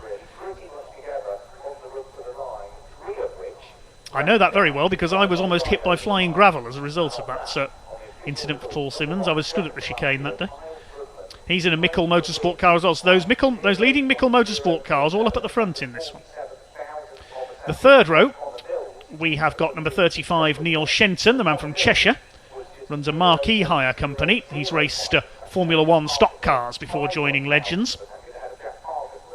And alongside the number 35, we have number 23, Connor Mills. Now, he took an interesting path into Legends. He raced in MSA Formula Ford single-seaters, supporting the British Touring Car Championship before making the move to Legends. Scored a win on his debut in 2017. Returned to racing with Legends last year. And he's quite well up in the championship. Was 5th in the championship coming into this round after a very good weekend at Donington. The engine's now firing into life in the pit lane.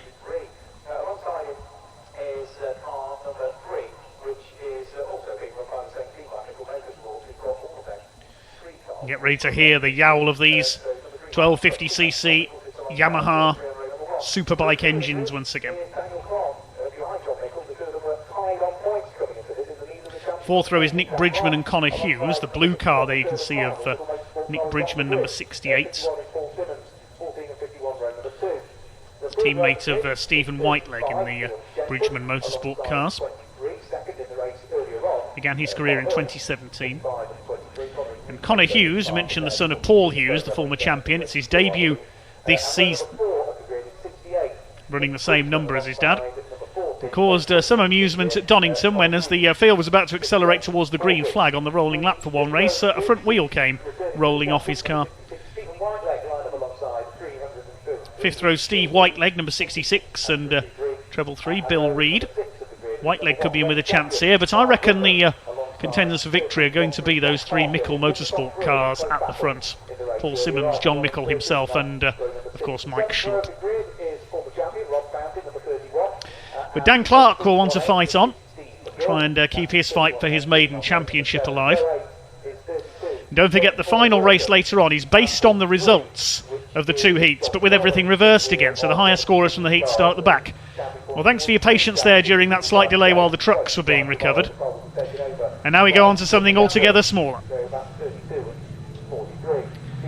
Miles Rudman and Jack Parker together in the midfield there. Jack Parker from Wolverhampton in the yellow and blue car on the outside. Miles Rudman's black car on the inside. He's moved up from the world of the short ovals to take his first circuit championship 2 years ago. There's James Newbury, the orange car. Gerard McCosh in number 69. Look at the back of Gerard McCosh's car, the maroon number 69. You'll notice his lucky mascot on the back of it. We'll come to that later. Certainly a character is Gerard. Also races a vintage Bentley on the circuits as well.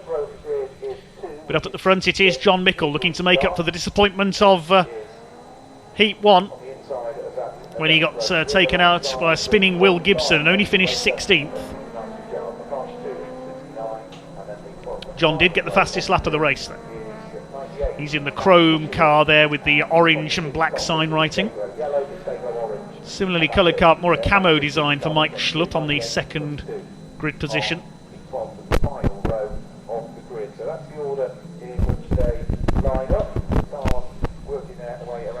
The BMW pace car leading them round.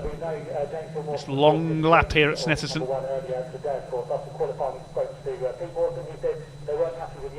Sun glinting off John Mickle's chrome paint job.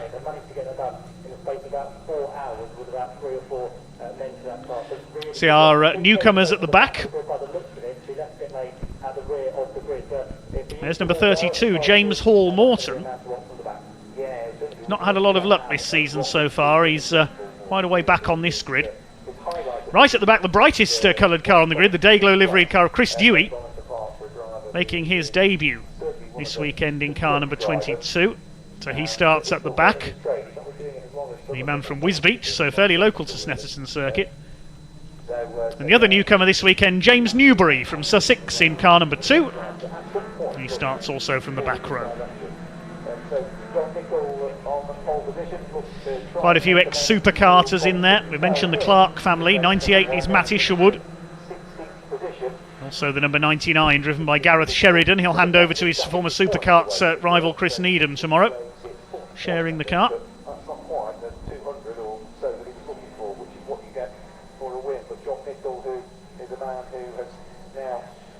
Well, James Hall Morton looks a bit out of position there towards the back of the field. Maybe he's had a problem getting going.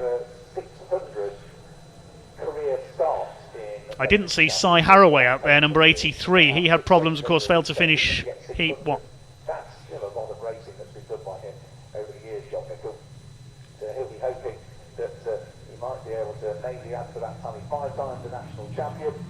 Most recent crown came in 2018, the former world champion and Just keeping it nice and steady there. We can see Gerard McCosh there, the number 69 car. You can see his lucky mascots. You can see it tied to the rear window there. That is Napoleon the pig. Let's hope that car doesn't run like a pig in this race. Every race that Gerard does, that pig mascot is on there. Starting with James Hall Morton and the 98 of the 99 rather of Gareth Sheridan back there. But it's Mickle Motorsport at the front of the grid. Can John Mickle take a win here at Snetterton?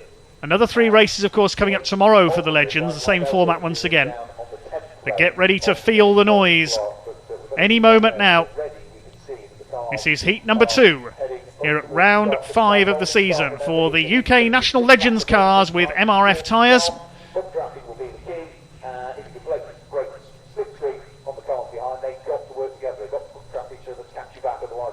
Waiting for the lights to go out.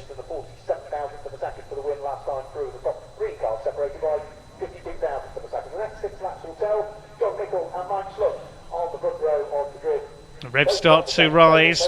They come up towards the grid. Pace car is in the pit lane. And here they go. Down towards the first corner, super start by John Mickle in the number 4. Trying to come through for second is Dan Clark in the number 14. He's almost getting a push there from, I think that's Neil Shenton. They cut Rich's corner fairly fine there on the inside. Looks like they have all made it round okay. Up towards Wilson Hairpin for the first time. Dan Clark got forced wide in there. He's now trying to come back around the outside, but it's Mickle who leads the way. Looks like Mike Schlupp has held second. Paul Simmons in third. If that's the case, then it is a Mickle Motorsport 1, 2 and 3. Bill Reid dropping back there slightly in the number treble 3 car as they head through Palmer for the first time. It is the 4 from the 3 and the 51. Mickle, Schlupp and Simmons. Jack Parker didn't make the best of starts there. He's hung out to dry on the outside by Connor Hughes in the number 40. Up towards the left-hander at Agostini they go. Connor Mills has made a good start, the blue and silver 23, and onto the grass there goes Stephen Whiteleg in the 66. I think he was caught out by that rather wayward number 40 car of Connor Hughes. They're all just about surviving it okay. Oh, and running very wide there over the grass. That's Paul Simmons, I think. Yes, the number 51 has lost a couple of places as a result of that. Bill Reid with problems in the treble 3. I thought he was dropping back, and Nick Bridgman's had a moment, and Robin Fountain. They've tangled that at Oggies. So a bit of chop and change in the midfield already, with a couple of cars falling over each other. Nick Bridgman being one of them. But here are the leaders. It is John Mickle from the number 3 of Mike Schlupp. Dan Clark is third, Connor Mills fourth, and Miles Rudman, the race 1 winner, just is up into 5th position. Here they come then into the right-hander at Nelson. John Mickle sliding the rear end as he comes through. Now is Mike Schlupp going to act as a tail gunner for his team leader here and try and keep him at the front and hold everybody else back? Not if Jack Parker's got anything to do with it. The man who runs a cafe in Wolverhampton. Trying to chase down the number 35 of Neil Shenton, who's made a good start, but it's Mickle from Schlupp, Mills, Clark, Rudman, then Paul Simmons, then the rest of them come through. There's number 18 of Steve McGill, missed out in race 1 after breaking down. Mickle leads across the line. Connor Mills is going for second place. There he is, the car with the blue wings. He's going to try and make a move here into Richard. He goes straight past Mike Schlupp. So does Dan Clark. Miles Rudman in there as well. Then it's Parker, Simmons, Neil Shenton behind them. But John Mickle has started to pull away, but not if Connor Mills can have it. Look, he's taking lengths out of his lead there along the straight into Wilson Hairpin. Miles Rudman's made up a place. He's got ahead of Mike Schlupp as well. Nice little battle there a little further back. Steve McGill, I think that is, Robin Fountain and James Hall Morton in the number 32. One car just passing my commentary box sounding a bit rough. We'll keep an ear to that. Still out in front it is John Mickle. Slightly less frantic than we saw in Heat 1, but there's still time for them to all bump draft up together, especially with Connor Mills in second place. Here comes Robin Fountain, the orange and white number 31, returning after many years away this season. He takes Steve McGill, and James Hall Morton wants a bit of this as well. His dad, Peter Morton, a former champion in Legends. James began his career on the short tracks in the Stocks Karts formula before moving to follow his dad into Legends. Miles Rudman chasing Dan Clark. Now the quicker drivers on the grid starting to filter their way through the pack towards the front of the field. There's Will Gibson, number 57. He's repaired his car for that tangle with John Mickle in race 1. The gap is coming down. You can see Connor Mills reeling in John Mickle for the lead. Miles Rudman trying to bump draft Connor Mills for third place. Now he moves across to bump draft Dan Clark. He gets the push past Connor Mills. He's pushed Dan Clark into second place and taken himself through into third. That's how you do it down the straight here at Snetterton. Jack Parker's in there as well in the number 13. Now, there's no point in reading out the race order, because by the time in a Legends race, by the time you've read out the top 10, it's all changed again. James Hall Morton on the back of Robin Fountain. Here come your leaders. Dan Clark now in second, challenging his championship rival John Mickle. Looks like Mike Schlupp is still there in fifth. He's holding off Jack Parker, which is a good run.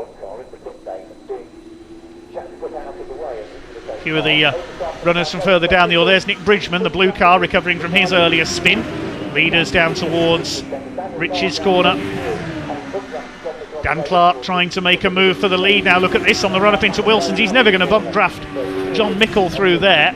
Here they come down towards the right-handed hairpin, and Miles Rudman going for broke around the outside. Look at this. Miles Rudman in the black car. Can he take the lead away there from John Mickle? No, he can't quite do it on the brakes. He's got to be mindful of Connor Mills there as well. And now battle is joined between these four.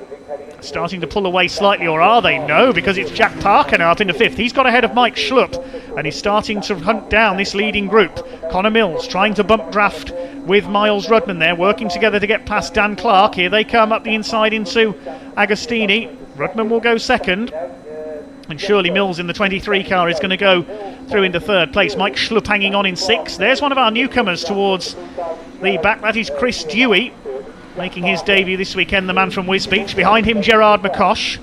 He's looking down the order to see who's leading the guest class. In fact, it is McCosh ahead of newcomer James Newbury. As the leaders head out towards the back straights once again, Connor Mills is there in third, ahead of Jack Parker. Dan Clark has gone down into fifth position.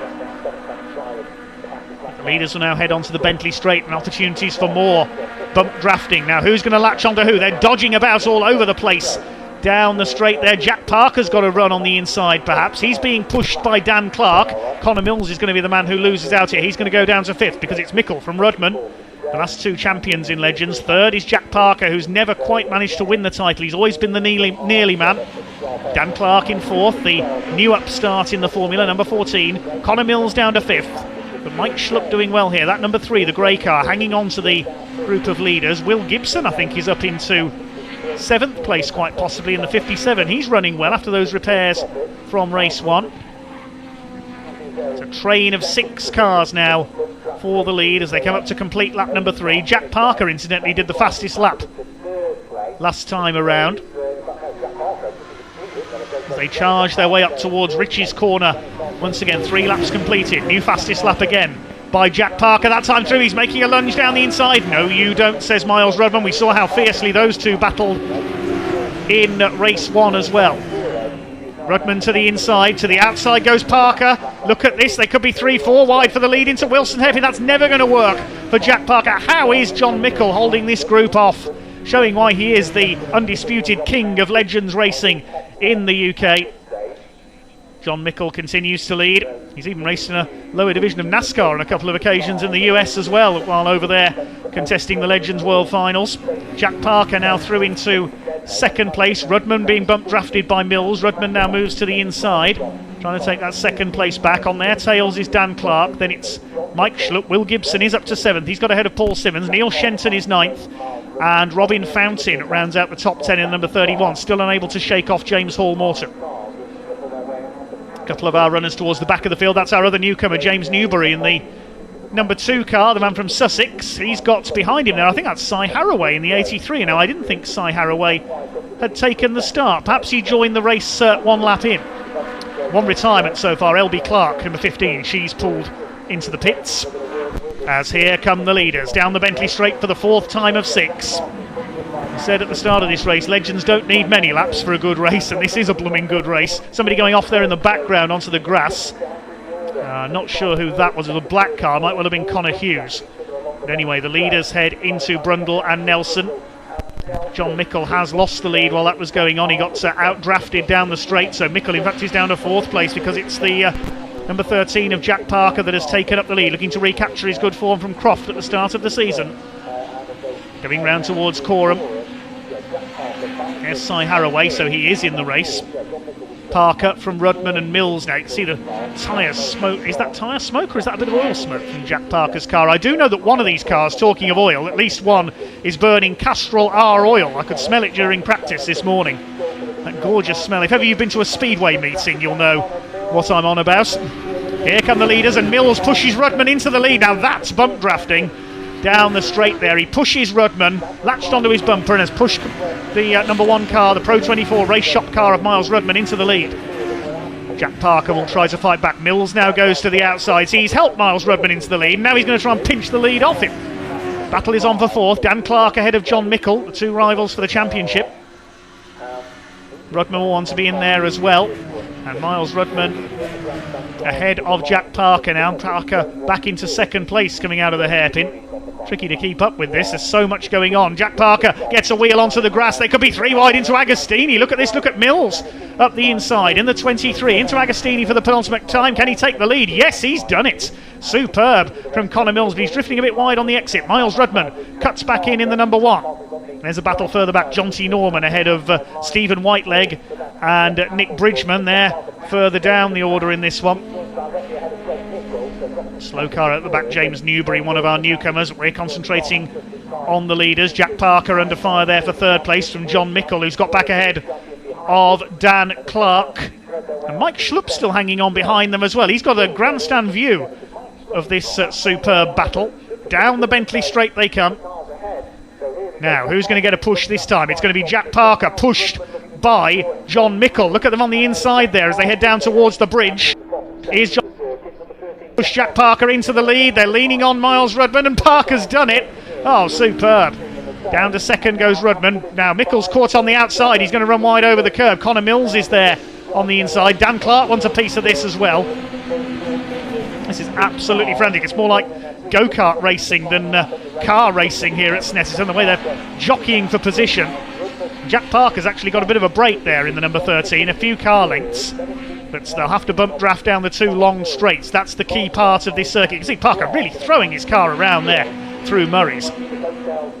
Wait for them to head up the straight once again. There's Neil Shenton still going well in 8th place ahead of Paul Simmons. James Hall Morton's up to 10th. He's got ahead of Robin Fountain. The lead pack was heading over the start-finish line to start what is their final lap. Here comes Parker, here comes Rudman, here comes John Mickle up the inside. They're 3 wide into Riches, that won't work. They have to back out of it there. Parker, late on the brakes, holds his lead. And he'll be hoping the harder that these next 4 battle around the final lap, the more he can pull away.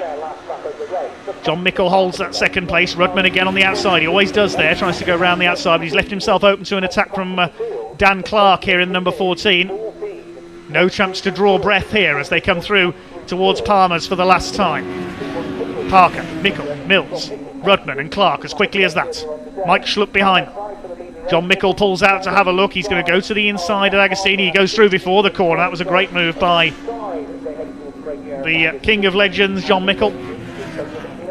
Also closing up on this group is Will Gibson in the 57. He's caught them. He's left it late till the last lap, but the repaired car of Will Gibson is up into 7th position, and he's closing on this leading flying 6. John Mickle from Jack Parker.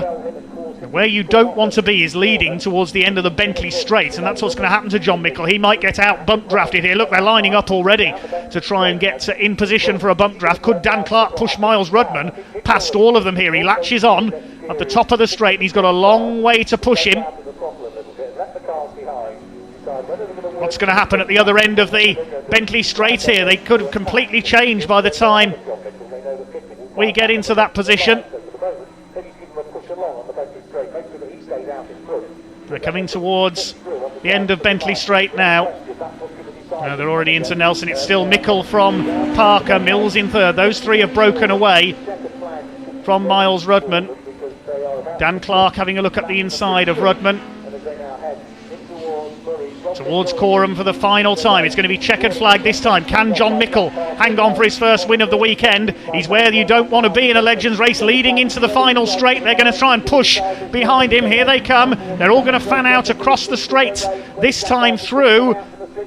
Now, who's it going to be? We'll have to wait and go to the timing screen as they cross the line this time. It looks like Mickle has just held it ahead of Parker, Mills, Clark, Rudman and Mike Schlupp. That's the order that I've got on the timing screen as they cross the line there.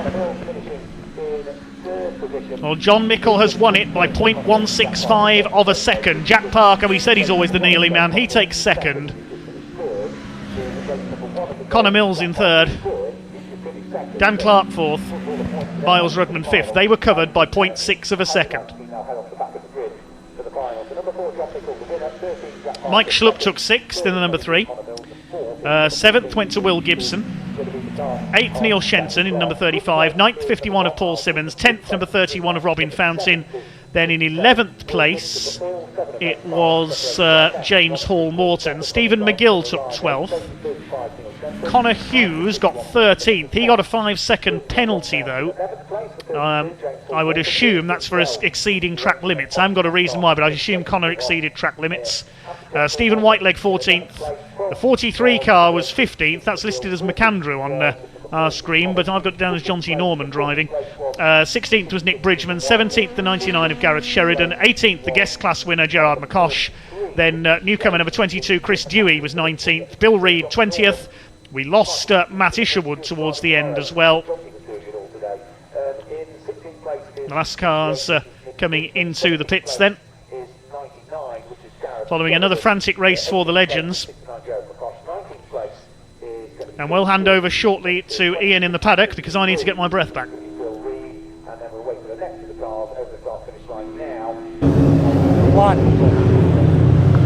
Well, what a fantastic race that was. We're going to grab your race winner here, John Mickle.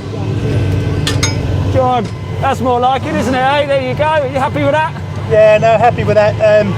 First race we was unlucky, we got took out, but yeah, but look, that made up for it. The car was badly bent after the first race. We got it all straightened. The Quick Steel team worked ever so well on it, and we got it all back together. And yeah, I mean, the 13 give me a big hand there.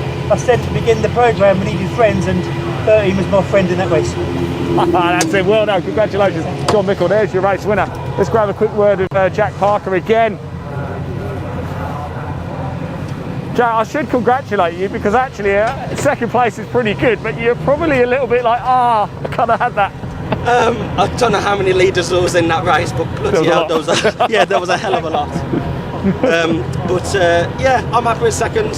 You know, maybe the final might get a first 3-2-1. So there's still a lot of racing to go, yeah, isn't there? Yeah. So we've got another three races tomorrow and a race today to end it off. Yeah, it's great race. It was fantastic. Great, tight finish at the line. Congratulations again, Jack, and hopefully I'll interview you as the winner at some point this weekend. All right. We've got Connor Mills over here, look, again, sorting out his tyre pressures. Let's grab a quick word with Connor, shall we?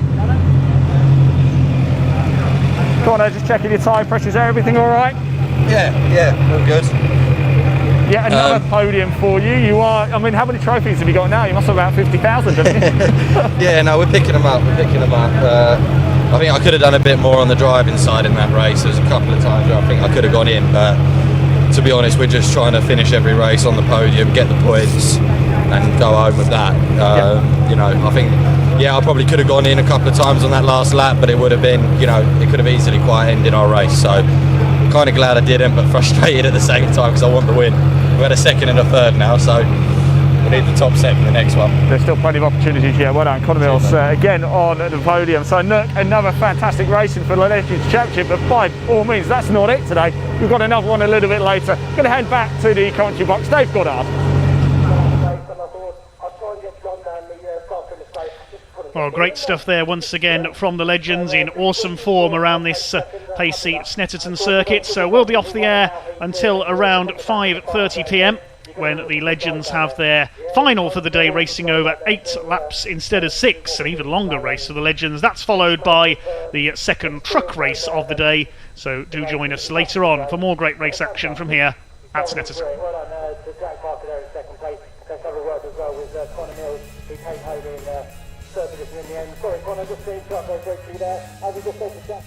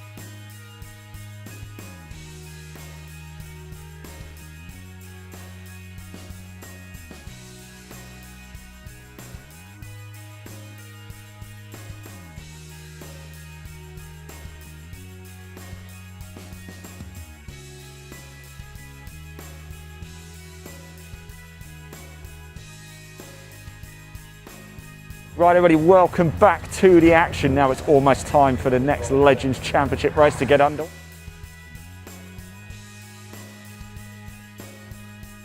Because over here we've got Elby Clark and Daniel Clark as well. I timed that well, Daniel, didn't I? Quickly, I know you're a busy man, but if I could just shove that, how's your weekend going so far? All right, we'll put new tyres on for this weekend. It was wooden handle in race 1, so I went back to the ones I lent Andy Bird at Donington, and it's on rails, so they can sit in the So what you're saying is used tyres are the way to go? Yeah, I mean, like I say, I've done all 4 first meetings on 1 set of tyres, put a new set on, it's gone to front like, so. Look, the third race of the day about to come up. What's your expectations from this one? The thing is, we're currently in the championship now, so it's just points. Just keep going points at the end of the year, because we're not sure if Pembrey's going to be on now. Yeah, we just heard that, haven't we? Yeah. Just see what happens. So best of luck. You're a busy man. Let you crack on. We're going to chat to Elby over here, shall we? Elby, how you doing? See, Daniel's doing a bit of work on your car there. Is everything all right with it? Yeah, fine. I'm just kind of trying to lick my wounds a little bit. Race 2 didn't go to plan. Drivers, so I had to go and apologise. But he was very good about it. Fantastic. But luckily we've got a great team. I mean, Daniel and the boys are just amazing. And it's going to be all right for race 2, is it? Yeah, it's just saying, well, I've got out till 5:30, so hopefully we'll be able to get it together. But yeah, it wasn't too bad. That's all right. It's motorsport, isn't it? Yeah, Bumps exactly. happen. It is motorsport. Thanks, Elby. Right. Best of luck. Let's go for a little walk around, shall we? We're going to head over this way and just move down the garages just a little bit more. Remember, it's going to be really exciting. We've got another race coming up today, and we've got a whole host of action tomorrow as well. We've got Needham there as well. Let's just move down a little bit further, shall we? I did want to say a quick word. Will Gibson here, as we know, retired from race 1, having a bit of a better time of it. Will's very kindly donated some of his onboard footage as well. Going to shove that in. Will, you're working like an absolute trooper on this car. Is it going to be okay? Yeah, it should be. I'm not actually really doing anything. You've just caught me at the magic time where I picked a spanner up for once. This is a great time actually to catch you on camera, isn't it? Yeah, I do this all the time, you know. What are we expecting from race 3 for you? Hopefully a win. The car's not handling quite as well as sort of it normally does in recent years, so we're taking a fairly large swing on setup. And hopefully, we'll be able to drive away from the pack. We're going to be starting towards the front, so hopefully we can make a break and disappear. So we know the pace is there once everything gets put back together again. And it's a quick track, isn't it, Snetterton? Yeah, it's very fast. It's a proper driver's track. It's got a bit of everything: slow corners, proper flat out corners. It's one of those ones where if the car's not quite perfect, so I think you lose a lot of lap time. But, or certainly it feels that way. So I don't think there's much that we need, but after a little crash and it had quite a lot of damage to it, we just need to make sure it's back to where it was at Donny. Absolutely. Look, I know you're doing a super important job, so let me let you get back to it.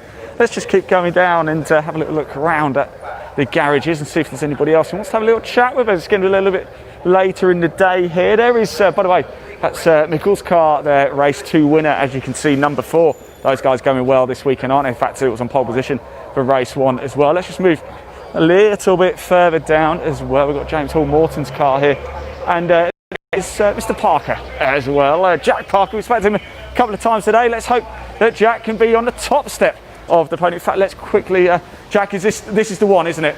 Is this going to be the one? Is it possible? I hope so. So two times on the podium today, 3rd and 2nd, and now we're going to go for the biggie. Well, what's the strategy for this one? What's the just finish, just finish and get on the podium. It's a good strategy, actually, isn't it? It's a pretty good one. Look, the pace is there. Yeah. We know you're quick. Is it now down to tactics?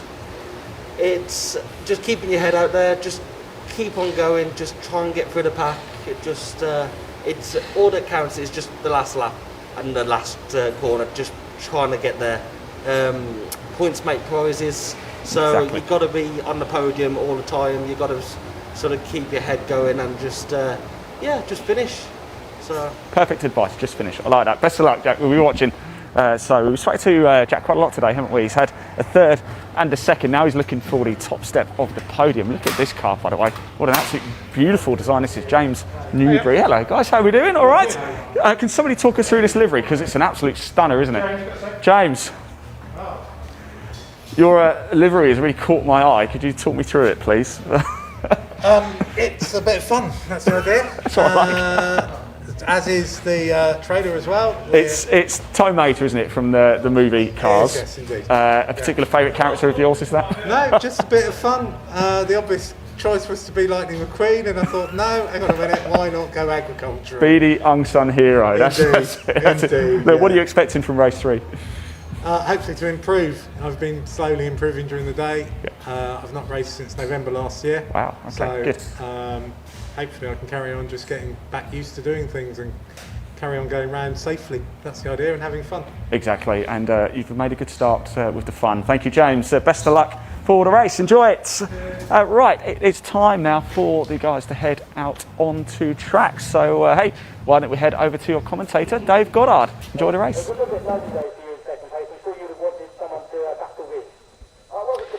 Well, good to hear from some of our UK National Legends drivers. UK National Legends cars in association with MRF Tyres, getting ready for their meeting final. We've just got the grid through for this one. This will be an 8-lap race as opposed to 6. The heats were absolutely frantic. It was more like a horse race on the flat. The big groups congregating together at the front, bump drafting each other along. It was absolutely thrilling, more like a NASCAR race than a UK circuit race at times. Now, this grid formed by the aggregate of the 2 heat results, but with everything reversed except for the rookies and the guest class drivers. So we'll have a look at how they line up then. In pole position after a problematic day is number 83, Cy Haraway. We'll see if he can stay in front in the Pro 24 race shop car. And alongside him, number 43. Now, it did say on our graphics that car was being driven by Stuart McAndrew in race 2. That was not the case. He's driving it tomorrow. It is Jonty Norman today, number 43, and Stuart McAndrew takes over tomorrow. So the 83 and 43 cars on the front row. The second row will be number 18, Stephen McGill, and number 333, Bill Reid. Then on row 3 we'll have 57, which is Will Gibson. He's not had the best of days today, so he could be in with a good chance of a victory there. Alongside him, number 68, which is Nick Bridgman. The fourth row will be 51 of Paul Simmons and number 40, Connor Hughes. Connor Hughes got a penalty of 5 seconds for exceeding track limits in race number 2. The fifth row, number 3, Mike Schlupp. He had a good run in heat 2. Alongside him, 35 of Neil Shenton. Row 6, 66 of Stephen Whiteleg. Alongside him, number 31, Robin Fountain. He's had a decent day. Then row 7, number 4, John Mickle, the winner of heat number 2. Alongside his championship rival, number 14, Dan Clark. The 8th row, number 1, Riles Rudman, the winner of heat 1 and the overall top scorer from the heats. Consistent pair of top 3s. Number 13, Jack Parker. Then we're on to number 23, Connor Mills. He starts alongside 15 of LB Clark. Then the 10th row, we get into the rookies and the guest class drivers. 99 of Gareth Sheridan starts alongside 69 Gerard McCosh. Then we've got the 11th row, number 2, James Newbury, one of our 2 novices today, and number 98, Matt Isherwood. And then at the back of the field, 32, James Hall Morton. Not sure why he's starting at the back. He'll be alongside Chris Dewey in number 22. We can already see his Dayglow car there in the background. Cy Haraway, number 83, he's done a bit of rallying in his time, but more famous for racing Formula 2 stock cars. F2 stock cars in action down at Taunton tonight in the southwest. Jonty Norman alongside had a retirement earlier on, of course, as did Steve McGill in race 1. Stephen McGill, several years' experience in the Scottish Legends Championship, which races at the Knockhill circuit. Knockhill's commentator, Duncan Vincent, occasionally appears in a Legend as well. Does a bit of racing himself. The sun beginning to set here at Snetterton. Don't forget we've got another truck race coming up after the Legends final. Now, will my voice last the distance in the Legends final? They were absolutely frantic earlier on. I needed a cold shower after the heats earlier.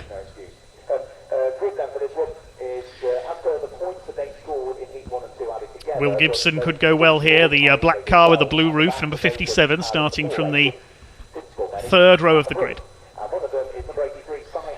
Are we missing anybody there? I don't think so. I think everyone's there.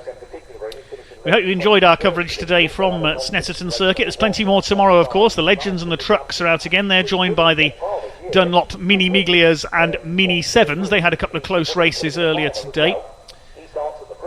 And also we've got the Classic Touring Car Racing Club. They're competing tomorrow, cars from the 60s right up until the early 2000s racing with them. Some very unusual cars here with them this weekend as well. I saw in the paddock earlier a Datsun 510, even a rear-engine Skoda 110 Coupe. Plenty more rarities racing with the Classic Touring Car Racing Club. They're out tomorrow. Just waiting for the all clear. There's a couple of cars being recovered after the previous race before we get this one underway for the Legends.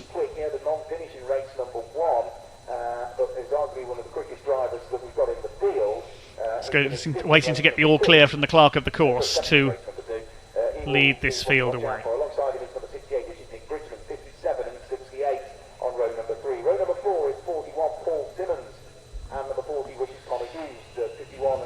Okay, looks like the marshal's signalling for engines to start.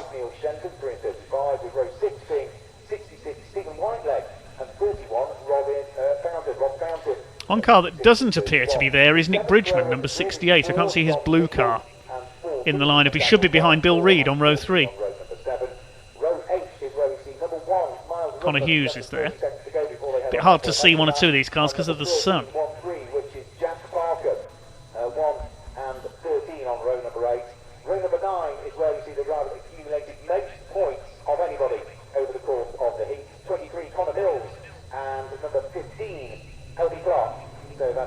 Okay, here they go then, out onto their green flag lap behind the pace car. It will be a rolling start once again. So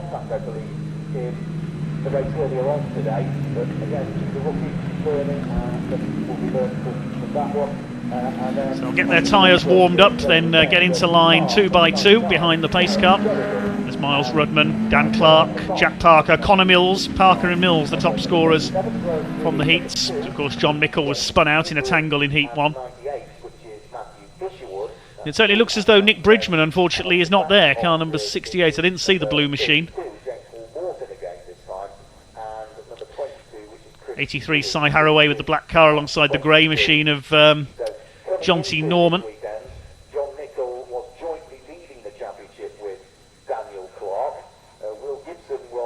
Fine field of Legends cars. It's been ultra close racing so far today.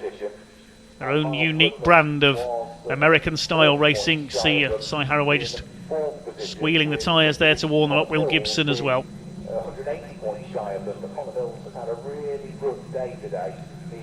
James Hall Morton from towards the back in the 32. There he is. He could be one to watch coming through the field. And there's the number 22. Certainly the brightest car on the grid. That is Chris Dewey, our newcomer. James Newbury making his debut today. And I believe it's Matt Isherwood's debut as well. The Welshman in number 98. Moving up from Supercars.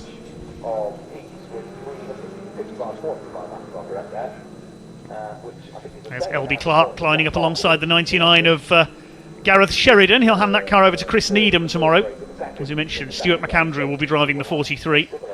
These cars sometimes raced in teams of 2 drivers. Pack heading through the infield loop at the moment, then out towards the Bentley Straights.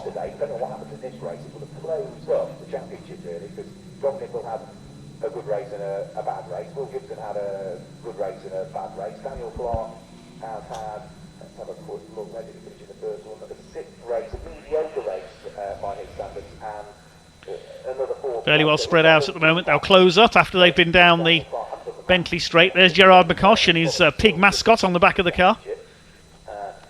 Car finished in the same maroon as his Bentley. Real character is Mr. McCosh. Looking for a hat-trick of wins in the guest category today over James Newbury. Fine sight they make, weaving their way down the Bentley Straight, and they peel to the left into Brundles. Then through the right-hander at Nelson up to the bomb hole, where the circuit drops away a bit. It's mostly flat, this former airfield here at Snetterton, of course.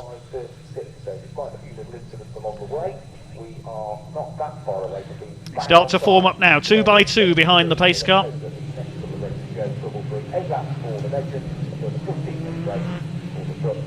I'm really looking forward to this one. And I hope you are too, ladies and gents. This is going to be an epic race from the Legends. Last couple of cars into line at the back. I think there's just one missing. That's Nick Bridgman.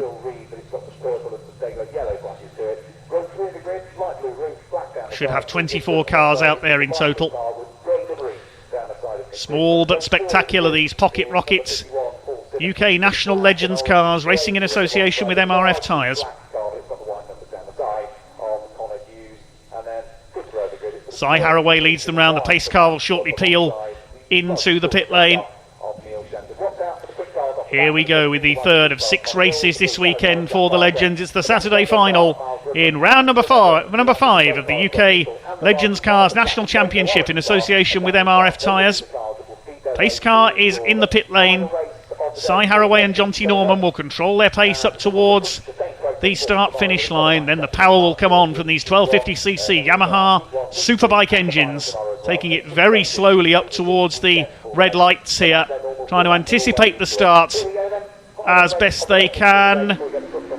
Now the power comes on, and here we go. Good start by Cy Haraway in the number 83 car. He'll lead the way, or try to, down towards Riches for the first time. He's being pushed by a whole line of cars behind him. John Mickle trying to push his teammate Mike Schlupp into the mix there as they go around the first corner. They're all round okay by the look of it. Bit of dust being kicked up on the exit by 1 or 2 cars running wide, down towards Wilson's hairpin for the first time. Cy Haraway it is who has the lead.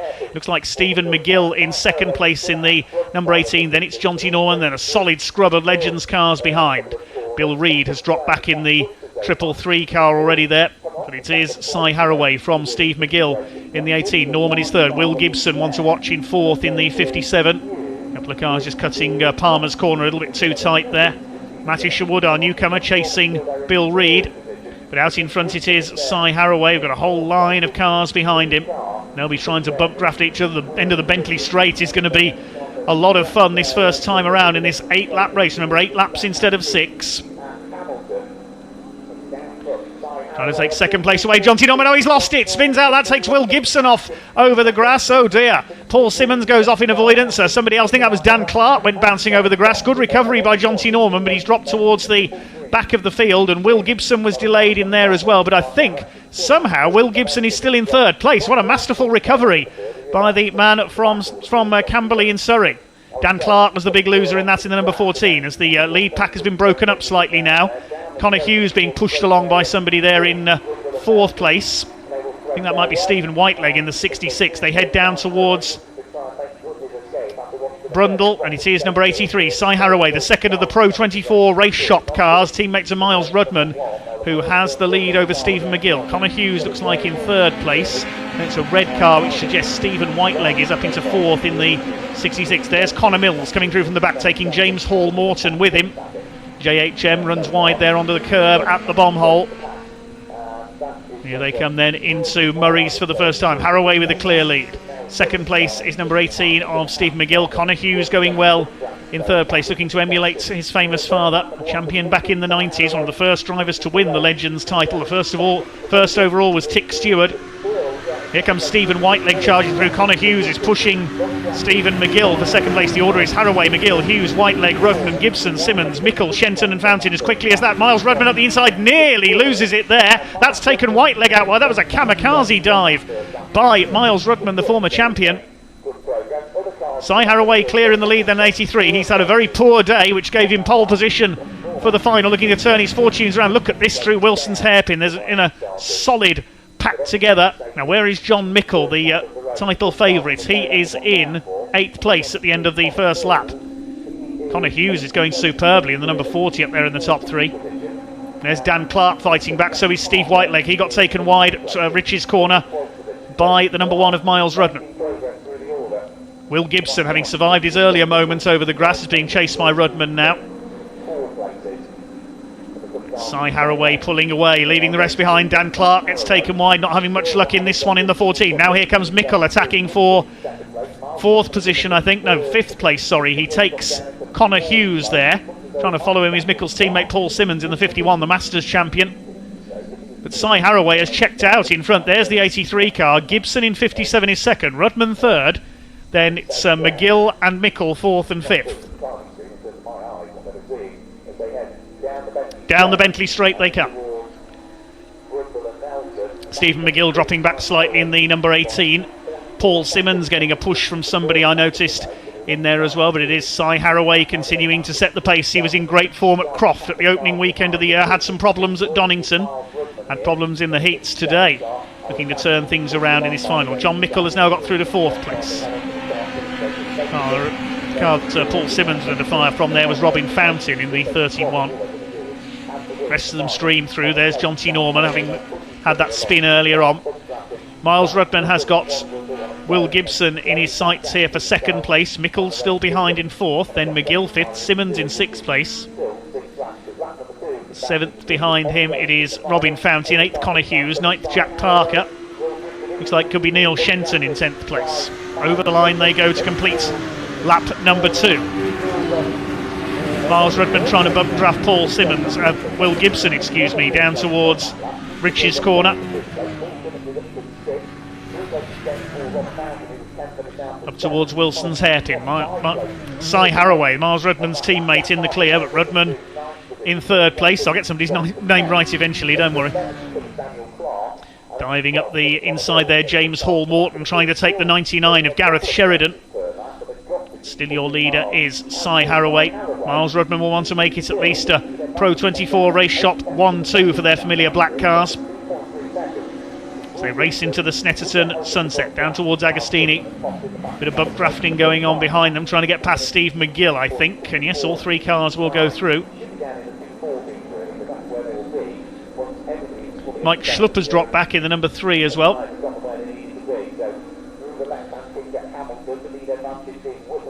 Miles Rudman all over the back of Will Gibson, but he's got to be mindful that John Mickle is there behind them, having made it up to 4th. Paul Simmons now 5th and Robin Fountain in 6th, but under threat from an impressive Connor Hughes in the number 40. He's learnt very quickly in Legends racing.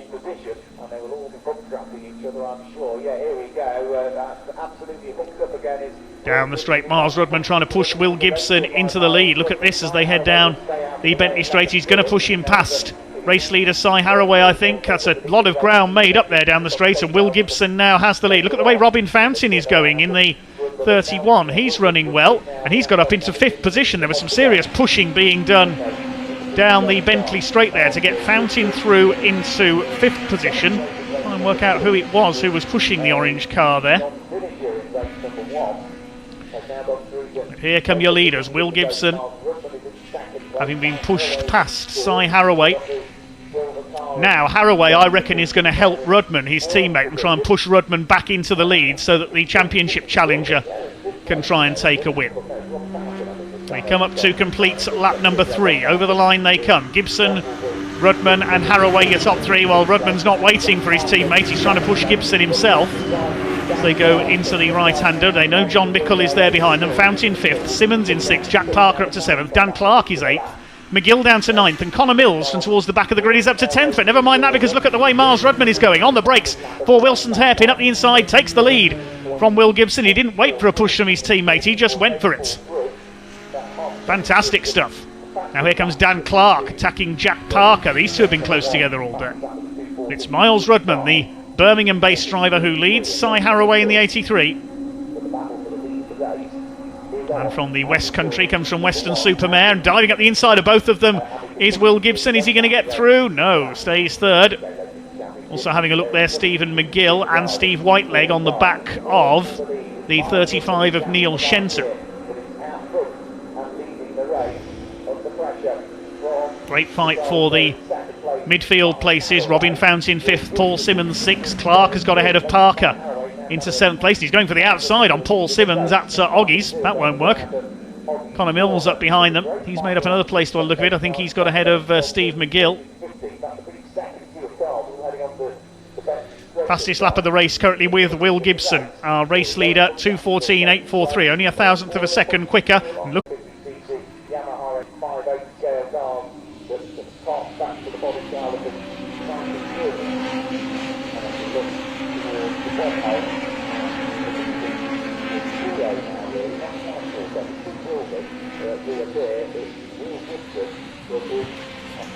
Well, many apologies for the brief loss of pictures there, a slight technical hitch at our end, but we are back now. We're coming round to the end of lap 5 of our Legends final here at Snetterton.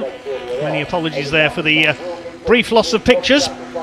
Over the line they go, Miles Rudman on the back of our race leader, Will Gibson, who just held his lead over the line, but John Mickle is up there with them trying to get up the outside as they go into Rich's Corner. We're on lap 6 now, less than 3 laps to go, and somebody running wide there through the Rich's Corner. We'll pick up who that was in a moment. The yellow flags out at Wilson's hairpin, so no passing there. Somebody must have come to grief. Try and work out who that is. It's side by side through there between I think Stephen McGill and James Hall Morton. Now who's come to grief down there? We've lost Chris Dewey, I can tell you that. He's pulled into the pits though. Connor Hughes has dropped down the timing screen, so it could be him. Here come the leaders down towards Agostini. Will Gibson being pushed along by Miles Rudman for virtually the whole lap. John Mickle trying to get an edge on them. In third place, it's Cy Harraway behind them, the early leader. Jack Parker could be the danger man. He's up into 5th, and he's done the fastest lap of the race. 2:14.091 is at the inside. Mickle splits the leading pairing, runs wide onto the curb, but he's there into 2nd. And look at Harraway, a cheeky move on his teammate there to take 3rd place away. Now they're going to team up. They're going to gang up on John Mickle, but I think we've got a safety car. Yes, I saw a flashing light there. I think the safety car is coming out. And that would be a real disappointment if we were going to finish under the safety car. So the field being slowed down. Yes, yellow flags waving. Somebody has come to grief somewhere. And we'll try and work out what's happened there. But Will Gibson slows the field down. Okay, the safety car is going to pick up our leader. Now, does this mean we're going to have a 1-lap or 2-lap shootout? There's what's happened. It is Connor Hughes. Connor Hughes has had a shunt by the look of it, unfortunately. It looks like the driver is out of the car, so he appears to be okay. So Connor Hughes' car will have to be retrieved by the excellent marshals here at Snetterton. There is the 57 of Will Gibson. He will be picked up by the safety car. Now, hopefully, with Legends being relatively small cars, it won't take too long to remove that car. It's a shame because Connor's had a good day today. Not too sure whether... I saw yellow flags first at Wilson's hairpin, so whether he's gone off on the exit there on the run up towards Palmer.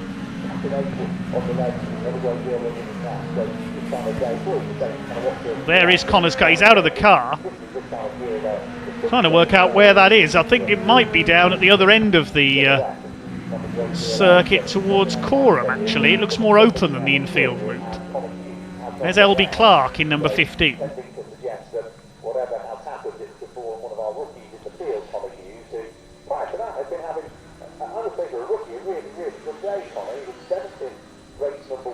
Well, there is the pace car. The BMW has come out to pick up our race leader. Now, hopefully, this won't be end of race. The leader is Will Gibson in the 57, ahead of the number 4, John Mickle. 3rd place is Cy Harraway, ahead of Miles Rudman and Jack Parker. Now, if we do get a 1-lap shootout, because they'll be coming around to start the last lap next time, then we are in for some fun. Will Gibson weaving just to keep his tyres warm.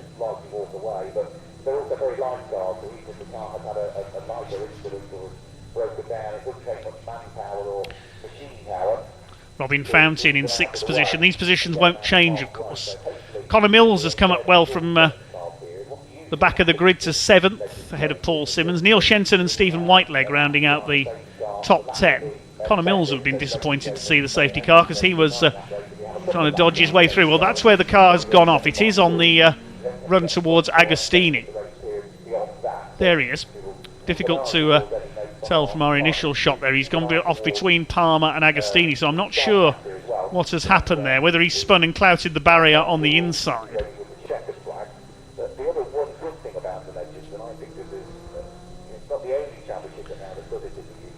There's 21 cars left running out of the 23 who started. We've lost Hughes and Chris Dewey.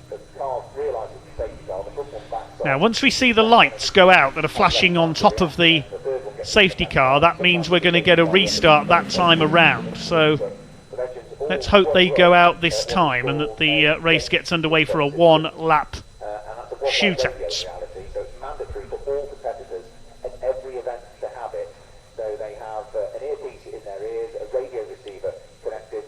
Lights still on as we go down the Bentley Straights.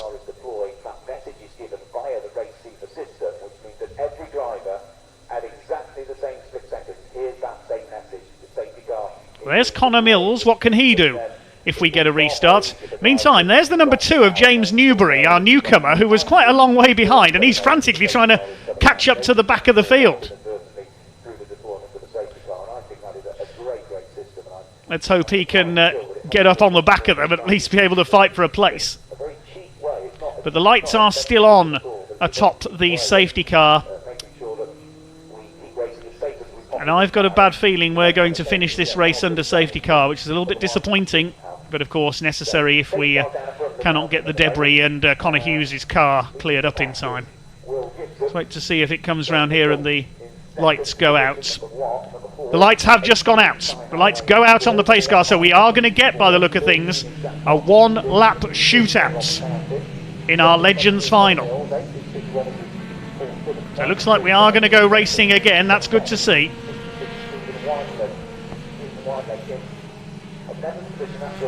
Yep, they are going to be unleashed.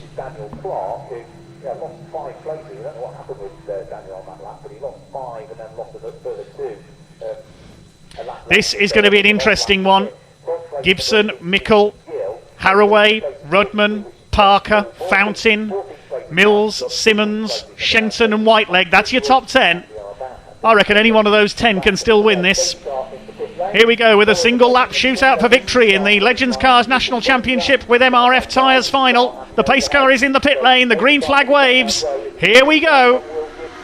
Up and over the start-finish line. Will Gibson trying to make the break. Miles Rudman trying to push his teammate Si Haraway. Here comes John Mickle as they go down towards the right-hander at Riches. He has a look up the inside. He's going to take lead. Oh, Gibson's gone wide. Gibson bows to the pressure. He goes wide, drops down the order. What a shame for Will Gibson. Now here come the Pro 24 Race Shop Gladiators from behind. Si Haraway on set. Oh, there's contact. Round goes Mickle. Out goes Rudman. Parker's involved. Oh, my goodness. We said it would be a shootout, and we've got a tangle. John Mickle nearly crashes into Miles Rudman as he rejoins. He is furious. So who's got the lead now? I think it's Robin Fountain who's got the lead in 31, looking for his first Legends win in about 18 years. Incredible. Connor Mills, I said Connor Mills would be in there. He's up to second, pushed by Jack Parker in the 13. Look at this from Connor Mills. He was 7th when the race restarted. I said any one of the top 10 could win this. Not quite the circumstances we wanted, though, with the tangle between John Mickle and the Pro 24 cars. Well, here are the leaders, and Connor Mills has taken it up from Jack Parker. Could Parker win this in the 13? Robin Fountain in 3rd place. Paul Simmons upholding Mickle Motorsport honour in 4th place. But Connor Mills, who had such a good run at Donington, the bumper goes in there from Robin Fountain. Goodness me. We're back underway then with half a lap to go into the Bentley Straight. Mills, Parker. 3rd is Fountain. What's going to happen as they come down the Bentley Straight this time? They're jockeying for position to try and bump draft once again. Robin Fountain is pushing Jack Parker. He's pushed him into the lead. They go past Connor Mills. Robin Fountain up into 2nd place. Down towards Brundle they come. Jack Parker jinks across. Mills will go for the inside, but he's losing places. Up to 3rd is Paul Simmons in the 51. Who's this charging through on the inside? He's taken Paul Simmons wide. Who was that coming through? Couldn't quite make out who that car was going for 3rd place there. We'll work that out in a moment. It's a black car. I think it might be Si Haraway coming back. It's Dan Clark's in there. Where's he come from in the number 14? This is unbelievable and unpredictable. Jack Parker in number 13 and Robin Fountain have just pulled slightly clear. Parker, I think he's going to win this. Where has Dan Clark come from in the 14? He came from nowhere in the middle of that. Here they come then, up towards the checkered flag. What an incredible finish to our Legends racing, and it's going to be Jack Parker from Robin Fountain, Clark 3rd from nowhere, 4th is Si Haraway. Simmons beats Whiteleg in a photo finish for 5th. I don't know what to say to that. Well, what an incredible last lap. The winner we've got is Jack Parker in the number 13 car. That will do wonders to his championship challenge. 2nd place will go to Robin Fountain, the best result of his return. Just under half a second back. And Dan Clark, where did he come from on that last lap? Be interesting to see how many places he gained on that restart. He was 3rd. Si Haraway came back for 4th after that tangle at Wilson's hairpin. Paul Simmons just beat Stephen Whiteleg in a photo finish for 5th. 7th for Connor Mills. Connor Mills, in just over half a lap, has gone from 7th to 1st and back to 7th again. Only in Legends racing would you get that. 8th place for Neil Shenton in the 35. Bad luck to Will Gibson, who ran wide under attack from John Mickle coming through the first corner of the restart. He finishes 9th. And James Hall Morton from the back of the grid rounds out the top 10. 11th for Mike Schlupp. John Mickle, an up and down day for him. He takes 12th. 13th is Matt Isherwood, our top newcomer. Well done to him. 14th for number 18, that's Stephen McGill. 15th for Miles Rudman. And no doubt frustrated Miles Rudman after tangling with Mickle. 16th for John T. Norman. 99 Gareth Sheridan was 17th. 18th for Gerard McCosh. He wins the guest class. 19th went to Bill Reed in the 333. LB Clark 20th, and the final finisher James Newbury in the number 2. We lost Connor Hughes and Chris Dewey. I think I need to lie down before the truck race coming up. Well done, Legends. Incident packed, entertainment packed as always, brilliant racing, and I can't wait to hear from our top 3 from that one.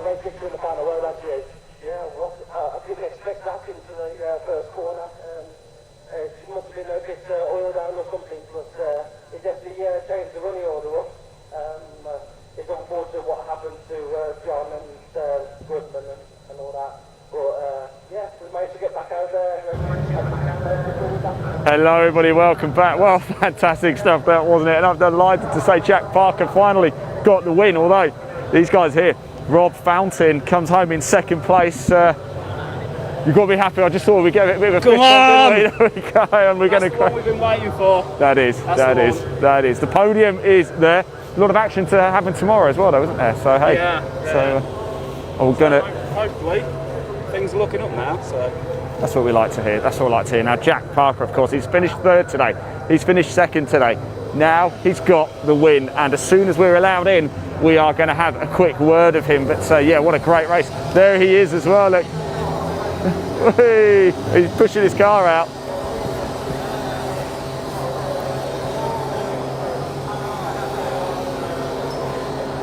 Jack, was it something I said? What a final lap that was! Sensational. Yeah, the bit all down, and he just changed the running order up, and yeah, what an incredible race. That last lap was sensational. I mean, the safety car, I was thinking, the race is going to end under the safety car. Actually, it made it for the final lap, didn't it? Yeah, and what a final lap it was. You must be delighted. You must be. I saw you fist pumping as you came past the centre straight. I really wanted that. Just the 3rd, 2nd, and 1st. Yeah, it was a good race. It's just a shame of what happened with John, Miles, and Cy Holloway. But yeah, because they were up there the whole race. Yeah, it was looking like it was going to be that trio. Yeah, I honestly thought I'll settle for 4th under the safety car, but no, we got 1st in the end, and yeah, glad of that. Congratulations, Jack. Well done. Really happy for you. You know I am. Well done. We've got Daniel Clark over here as well. He had a strong race, didn't he, on the podium as well. And of course, we know we've got Rob Fountain behind. As soon as we can have a word, obviously we're not allowed in the scrutinarian area. Of course, we're trying to keep it down to a minimum, as few people as possible. I'm going to see Daniel Clark in there. Like we said, it looked like, didn't it, Cy Harraway was right up there. It looked like he might run away with the win at one point. We saw Will Gibson was in the hunt as well until it all fell away, and it was all drama on that final lap of the race, and what a final lap it proved to be as well. Let's see if we grab a quick word with Daniel when he comes through. He's smiling, isn't he? He's a happy man. And just look how light these cars are as well. You could just push them out. I wasn't so sure when Jack was pushing his it was going to get stopped in time, but he's managed to do it. We'll grab a quick word with Daniel before we cut to the next race, if we've got time, that is. I know the truck's about to head out. Let's just go do it anyway, shall we? If we get told off, we get told off. Daniel, so very quickly, got to be happy with that, right? Yeah, well, I was battling with Fountain. I thought I'd go hang around the outside, and I went for the brake pedal and it just went to the floor. So luckily the safety car came out, everything cooled down, the pedals came back, so I don't know, I started 12th or something that last lap. And I just went, you know what it is, I'm going for it. Drama. That is motorsport, isn't it? But oh yeah, brilliant. Podium, you get yourself a little trophy, nice one. Hopefully. Well done, Daniel. Right, there we go. I think we have to cut out. The trucks are about to head out on track. I'm going to pass back to your commentator, Dave Goddard.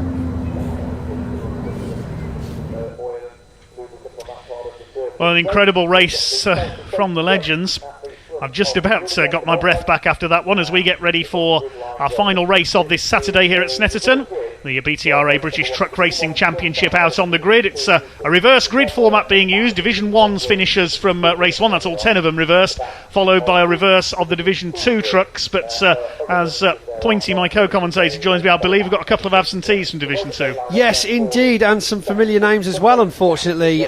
Luke Garrett, first of all, having gearbox trouble. He'll be dropping out of this race. Also, Graham Powell having issues in the last race. He's not going to be joining us again, I don't think. We've then got Brad Smith, poor old Brad Smith, this time having trouble with his cylinder head, I believe. And Adam Bint as well is looking a bit shaky to be joining us for the last race of the day on Saturday.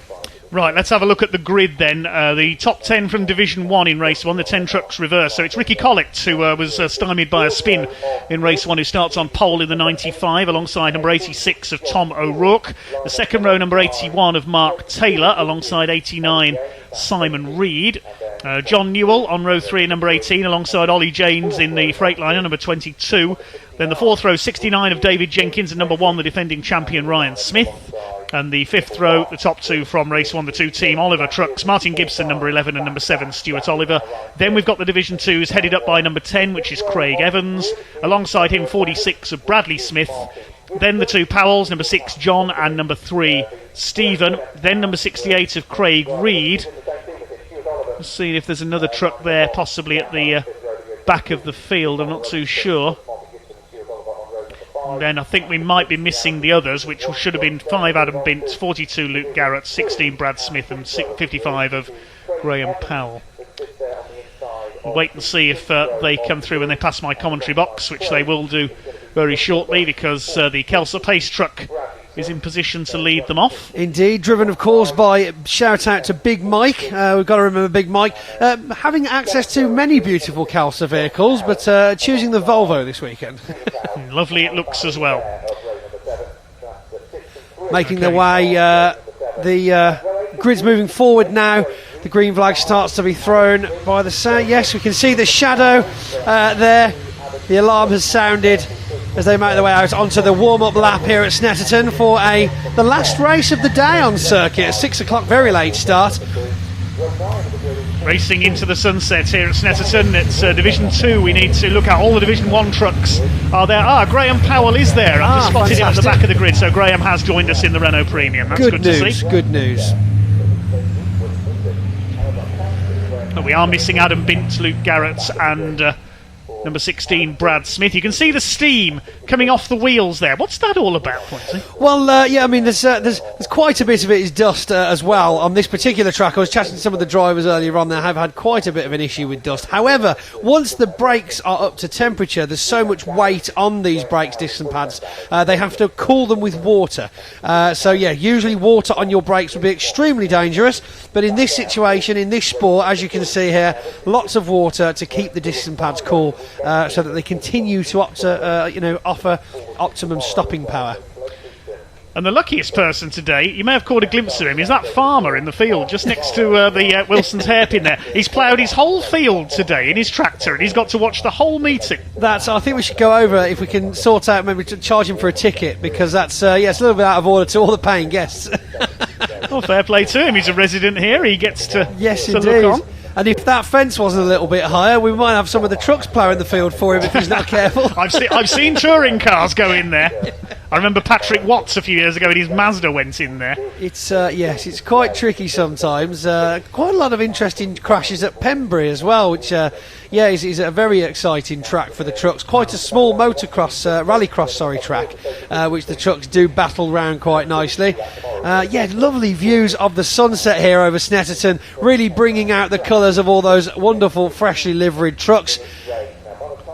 Yeah, the trucks go to Pembury, scheduled for the first weekend in October, and then the season closes with the truck and fireworks weekend. Brands Hatch, November the 7th and 8th. I'll be there for that one. I cannot wait for that event. Very special weekend indeed. Hopefully we'll get some of the overseas competitors from the Netherlands and so on come over for that one as well. You do get some journeys over. Mika Mäkinen made a habit of popping over. Always good to see him. We also have, I think one of the Oxo drivers came over the once as well. A lot of the Dutch racing truck racing team came over. They actually have their own championship altogether over there in Holland, and not last week I think it was. They were over in Zolder with Ryan Smith and a couple other of the British drivers having a go with some different friendly faces. Coming down Bentley Straight now, Ricky Collett in pole position. Tricky circuit to overtake on here at Snetterton for the trucks. Not the widest circuit used by our truck racers, so it's going to be an interesting one here to say the least, and in Division 2 as well. Yes, it really does come down to who blinks first on a track like Snetterton. With so little room to undertake and overtake, it comes down to who makes the first mistake and whoever is close enough and deals with it the best. As we saw actually in the first race, Martin Gibson locking up as he went into a corner, then was in just a good enough position to bring it back in behind Stuart Oliver and only lose one space overall through the race. Craig Reed going for his second win of the day in Division 2. Could the Reed brothers take a win in the same race? That would be something interesting to see. Stuart Oliver with his first win. I don't think he had a win last year, so his first for a couple of seasons. There's Stephen Powell, the championship leader in Division 2 with the yellow Dine-sponsored truck. Side by side with brother John Powell, and then of course followed very closely behind by other brother Graham Powell. The brothers Powell towards the back of the field then. That could get exciting on the first corner. Well, we're almost up to the start line now. Here they come into Murray's behind the pace truck. That'll peel off very shortly into the pit lane. Ricky Collett and Tom O'Rourke on the front row of the grid. Revs beginning to rise in these 12-13 litre diesel engines. The power about to be unleashed onto the Snetterton tarmac. Craig Evans in pole position for Division 2 with his MAN. Here we go. Waiting for the red lights to go out. And here we go, the power comes on. We are racing over 15 minutes here at Snetterton with the final truck race of this Saturday. Great start by Tom O'Rourke, good start by Simon Reed. Not the best of getaways by Rick Collett as they go down towards Rich's corner for the first time. Division 2 away as well. Looks like Bradley Smith has got away best in Division 2. Slight touch between the two Powell brothers there as they come out of Rich's down into Wilson now. And we've got Tom O'Rourke closely followed by Simon Reed as John Newell comes slightly wide. And we've got some contact here between Tom O'Rourke and Ricky Collett. And that's Mark Taylor. Mark Taylor going off in the 81. He was clipped there by Collett. I think John Newell was going off on the outside in avoidance, but he's avoided that and got up to third. Collett's dropped back a little in the 95. Stuart Oliver's made up one place. It's John Powell leading Division 2, but Mark Taylor down to the back of the field. He's having a luckless season so far. The lead is with Tom O'Rourke, the newcomer in 86, ahead of the 89 of Simon Reed. Third is Newell, fourth Collett. Ollie Janes in the bonneted Bagheera Freightliner is up into fifth place. The Czech-built machine chased in there by David Jenkins in the 69. Had a relatively quiet race in the first race today. 3 more races, of course, for the trucks coming up tomorrow. Ricky Collett under fire from Ollie James. Great to see him back on form in the Briarwood team truck. Collett runs wide through Oggie's corner. Oggie. Chased by David Jenkins and Ryan Smith, the number 1, who hasn't made the strongest of starts here. He'll try and close in down the Bentley Straight, but it's the 86 of Tom O'Rourke who leads the way ahead of the 89 Simon Reed. John Newell looking to perhaps preserve his narrow championship lead up there in third place, and then Ollie Janes through into fourth. He's got ahead of Rick Collett. This is good from O'Rourke. We'll try and pick up the Division 2 leader shortly. I think it's John Powell, number 6, who has the lead of Division 2 in the Dutch-built DAF. There's James 4th, Collett 5th, Jenkins 6th. Ryan Smith gets a face full of dust as they come through the bomb hole. Looks like Steve Powell bringing up the front of Division 2 now on the tail of Martin Gibson, who has fallen back slightly behind the bull-nosed Volvo of Stuart Oliver there. Closely followed then with Stephen Powell, there's John Powell slightly behind. Oh, we've lost the Div 2s now as we join the Division 1 back on the centre straights. Yeah, coming through to complete their first lap then, it is Tom O'Rourke with the lead. Can he hang on for his first ever truck racing win? The lead is was just over a second over Simon Reed in the Iveco in second place. John Newell third ahead of Ollie Janes. Rest of the Division 1s come through.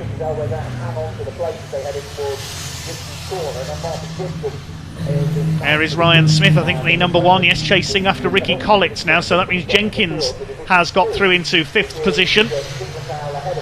Yes, he's up to 5th, I missed that. Ricky Collett's lost another place. There is Ryan Smith on his tail, then it's Oliver and Gibson. Of course, Mark Taylor spun down to the rear of the field in his Division 1 truck. He's still behind Craig Evans at the moment, so he's got a lot of time to make up if he's going to catch up to the Division 1 boys. Division 2 led by Stephen Powell at the end of lap 1 ahead of John Powell by 1 second. Graham Powell third. It's a family 1, 2, 3.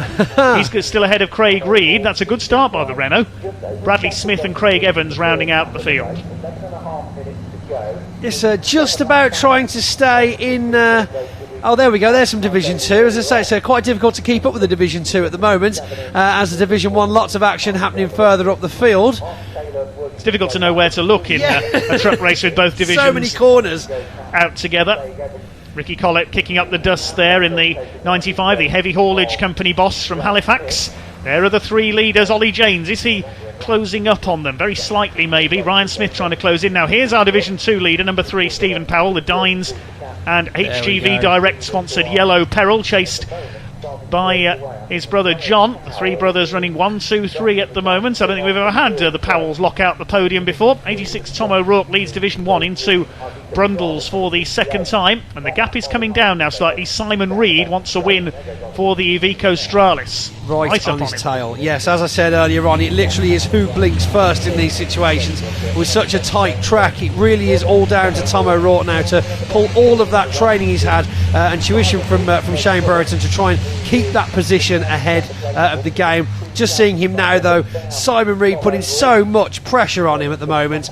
John Newell just looking for a space past both of them, I think. Shane Brereton, of course, moved into truck racing from National Hot Rods and pickup racing. Is he still doing the European Championship? Yeah, I was speaking to him in the paddock earlier on today, actually, about that, and he is doing European, but this year he's solely concentrating on Tom's performance, helping him learn and grow and see what he can do in the British. He's certainly shaped here. He led for most of the way in the last race of the weekend at the first meeting, I should say, at Donington. And he's leading Simon Reed here, the man from Stoke in the Reed Freight Iveco. Closing on them is John Newell in the number 18 MAN, the Yorkshireman. 3 of them almost together now through Wilson's hairpin. Ollie Janes being caught by David Jenkins for 4th position, so Janes has got to attack and defend at the same time. But Ollie Janes in the Freightliner, the best I've seen him run for some time. Then we've got these 3, Collett, Smith and Stuart Oliver. And Ryan Smith only down in 7th place in Division 1 at the moment. Has he perhaps got a problem? I wonder what if he has. Yes, I mean, not the usual performance we're used to from, of course, the reigning champion of Ryan Smith. Perhaps there are some technical difficulties. I know they popped a windscreen in practice session yesterday, which was completely unexpected. Whether or not something else wrong with the truck, we're not sure. Back with Division 2 now. Stephen Powell screaming ahead, doing a fantastic job, almost catching up with the Division 1s, believe it or not.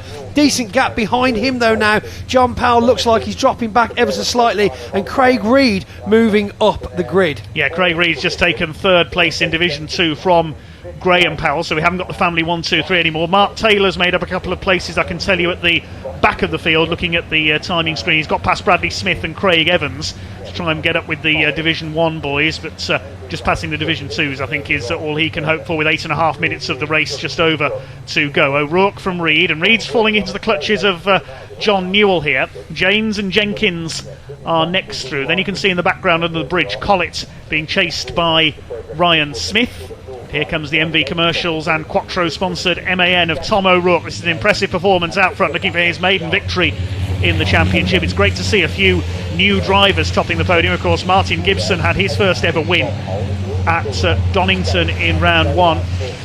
Through towards the bomb hole, then onto Coram they go. Still Collett in there, bearing the battle scars of that collision with Mark Taylor in the early stages.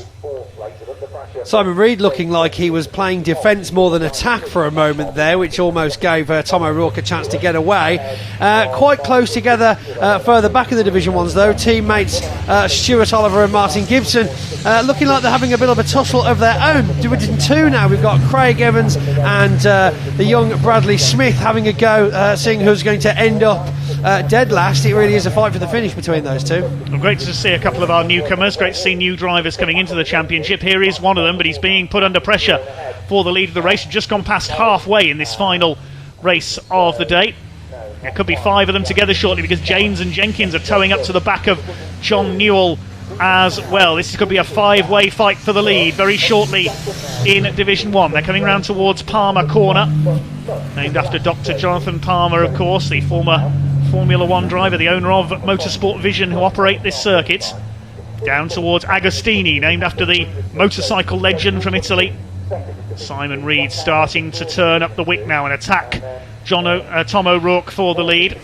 Dave Jenkins looking for the inside on Ollie James there. He's definitely after Ollie now, and will Ollie be able to have the stamina to hold him off for the next 6.5 minutes? Dave Jenkins had a win at the opening meeting at Donington. We had 4 different winners in Division 1. Ryan Smith won 2, John Newell, David Jenkins and Martin Gibson 1 each.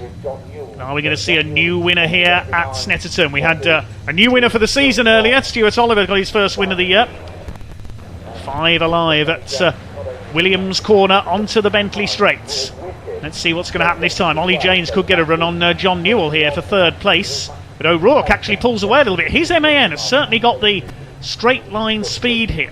Fantastic acceleration from the MAN with Tom O'Rourke in. Yes, actually borrowing it off Shane Brereton, so we know that it's a fantastic truck. Look at this in Division 2. Oh, got yes. Craig Reed right on the tail of Stephen Powell now. He's got past John Powell. He wants a second win for his Iveco. He's right on the tail of the number 3. Mark Taylor now trying to fight his way past John Powell, as we see Graham Powell just in the background there as well. Craig Reed, Craig Reed taken for the outside. Steve Powell must have a problem. Reed flying down the Bentley Straight here, pulling completely away from him. Yeah, Steve Powell's in trouble, I think, the yellow MAN. He was very slow through there. Oh, nearly. David Jenkins had to anchor up there to avoid the back of Ollie James. I thought he was going to spin the 22 truck around. That was a lucky escape. His name was not on the list. He was not coming in. Well, they've survived that. That's broken up the lead battle a bit because Jenkins has now fallen back into the clutches of Ryan Smith, who's finally got past Ricky Collett while we were watching the Division 2 fight there. Now let's see if Steve Powell comes through here, or has he got a problem with the MAN? It's becoming a bit last man standing in Division 2 again here this weekend. Here are the leaders. O'Rourke from Simon Reed. Newell right up there in 3rd. Then we've got Ollie James. David Jenkins dropped back as a result of that near shunt into the back of Ollie James. He's now in the clutches of Ryan Smith, although Dave Jenkins has got the fastest lap of the race. Well, there's Stephen Powell being reeled in by Mark Taylor. Well, that's a Division 1 truck. So that's let's have a look at the lap time for Stephen Powell. That time through on the timing screen. Does that mean we've lost Craig? No, Craig Reed already gone through in the lead. Steve Powell, his last lap was a 2:38, so he lost about 6 seconds on that last lap. Martin Gibson trying to make a move on his team leader Stuart Oliver there. They're closing on Ricky Collett. That's for 7th place. Somebody kicking up a great cloud of dust there. Huge amounts of dust on this track, I've noticed this weekend. Yes.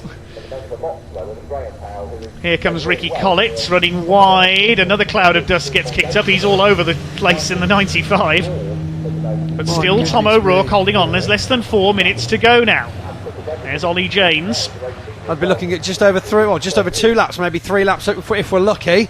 Here comes John Newell now. He's starting to unleash his finishing kick, if you like, in the number 18 to try and attack Simon Reed for second. It's clear of James. We saw at Donington, John Newell has a special move, usually on quite a tight bend as he comes up the inside, but perhaps he's not found that little click on this circuit just yet.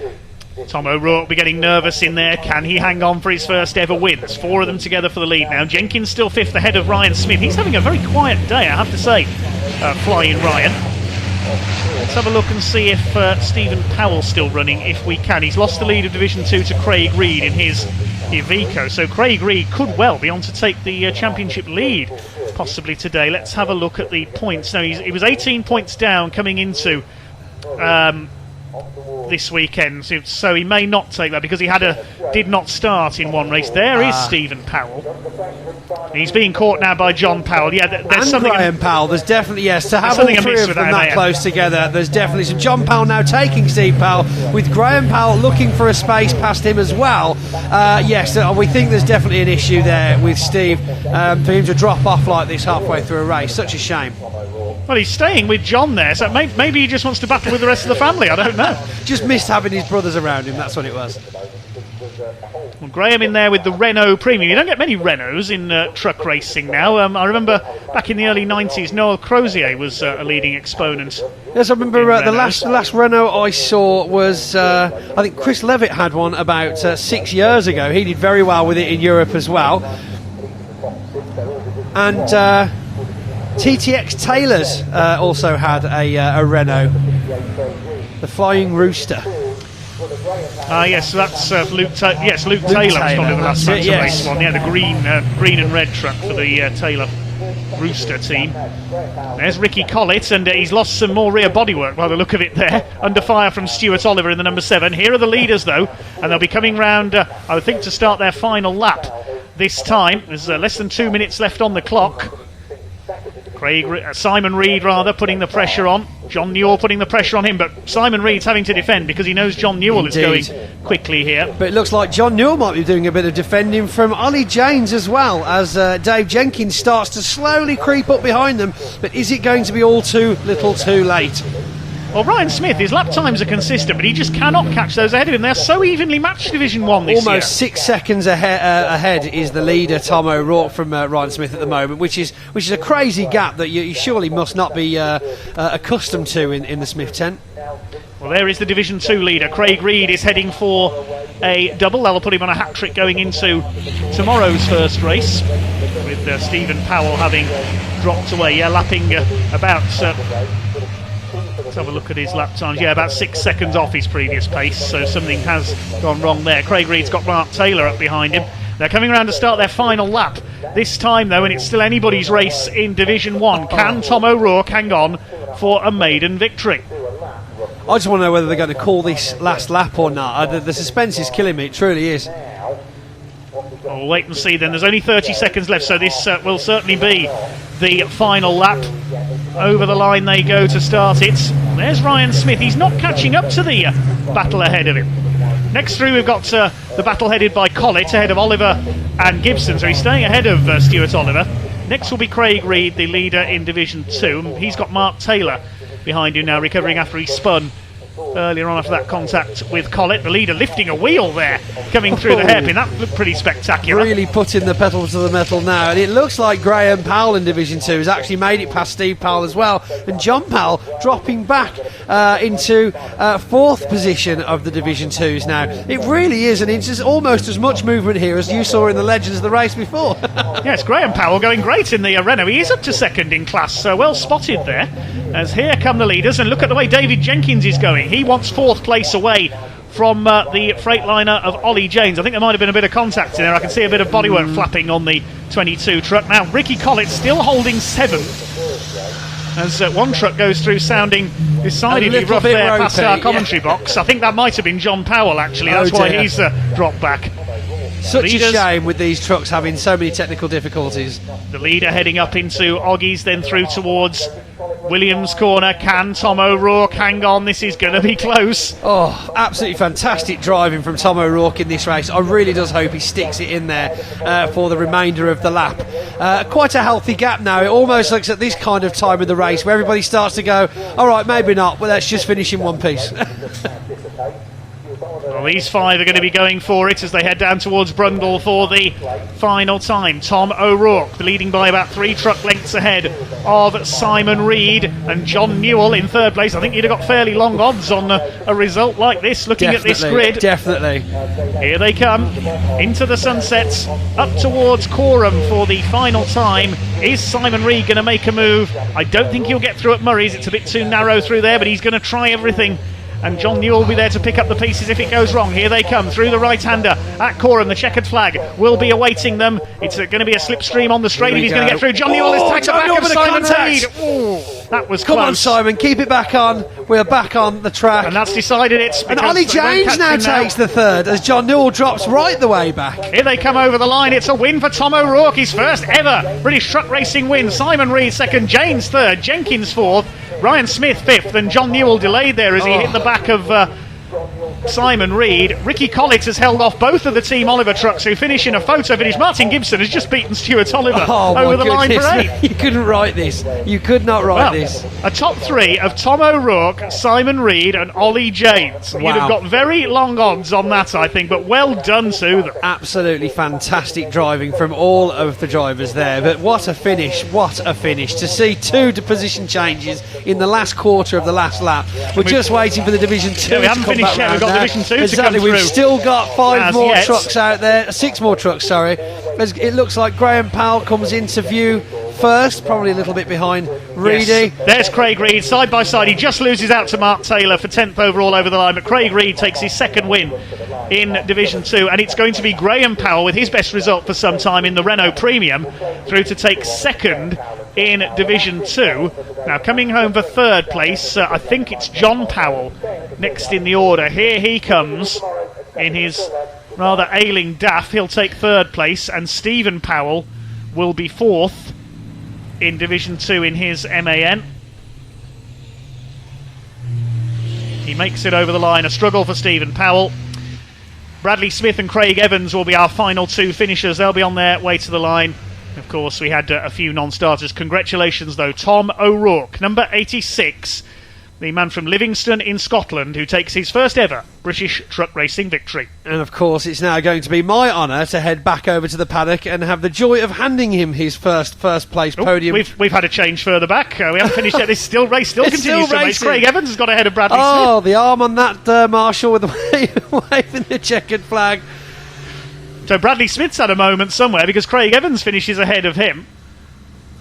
Well, What a baffling race. That is racing indeed. Anything can happen right up until the end of the race. Well, Dave, thank you very much for having me again today. Been a pleasure. I understand you're not with us tomorrow, so who will be taking your place? It'll be Kieran in my place tomorrow, but that's probably just as well because I've run out of voice. Thanks very much. That's all from me. Thanks very much for listening, everyone. Thank you, guys. We'll speak to you tomorrow. I'm off to hand out some trophies now. Cheers for joining us here at Snetterton. Thanks a lot. Good night from me.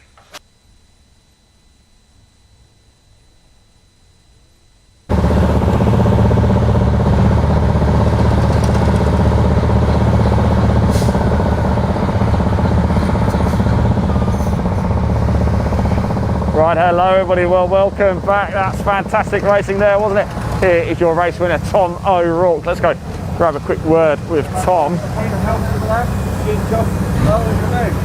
So guys, can I jump in, Tom? Congratulations. Hey, he's all smiles. Yay! Talk us through that constant pressure from the guys behind, wasn't it? Especially Simon, but you held it off. Yeah, it was a brilliant race. Fantastic. Ryan Smith said to me, make sure you hit every apex. As long as you hit every apex, it'll be difficult for them to overtake you. So I just tried to concentrate on that. But the last couple of laps get a bit wobbly and a bit loose at the back, and I thought, Christ, I couldn't wait for the checker flag quick enough. No drifting around Agostini there, no. Yeah, it was good. No, fantastic, really brilliant. Congratulations. Chuffed a bit, so it's my first win. Oh, well, even better. So Nice. my first win here. Yeah. I won a couple of races in Zolder last year, but no, really brilliant. Chuffed a bit. Congratulations, Tom. Okay, So happy thanks for a you. million. Well done. Here you go, Tom O'Rourke, your race winner. Simon Reed putting him under constant pressure. And look at all the smoke and look at all the stuff dripping down there. Simon, very quickly, you were pushing Tom the whole way there. Did you think a few more laps you might have had him? I'll be honest with you, I was catching him up. My biggest problem was my washers had to stop working. So I was relying on the water off him to clean my screen. So unless that happened, it's all leaking down there. That's what it is. Cooler spray.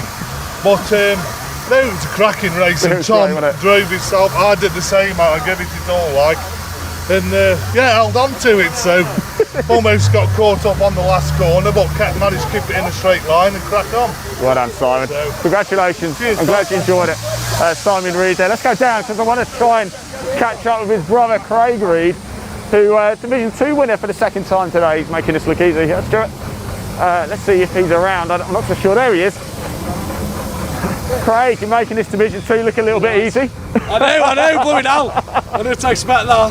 It was a shame because I think Stephen had a problem, didn't he? Yes, he did. I could tell, and then, the thing is, what they say is never give up, and then, I'll be honest, I thought I was never going to beat him, and he was so slippy, it was really slippy, compared to the race before, and like I say, as soon as the temperatures come up in the tyres, it was, it's all, come together like, so, chuffed to Al, the women out of the team have been great, the truck, women out, it's spot on, but like I say, as soon as the tyres come in, I started gaining on Steve, and then like I say, I think down the straight, he must have had a mechanical problem or something, but great. Fantastic. I just couldn't see down the straight, to be honest with you. That was the hardest thing, the sun. I was looking over there, I couldn't see anything. I know. I had my hand up coming down the straight, but no, brilliant. Craig, well done, mate. Congratulations.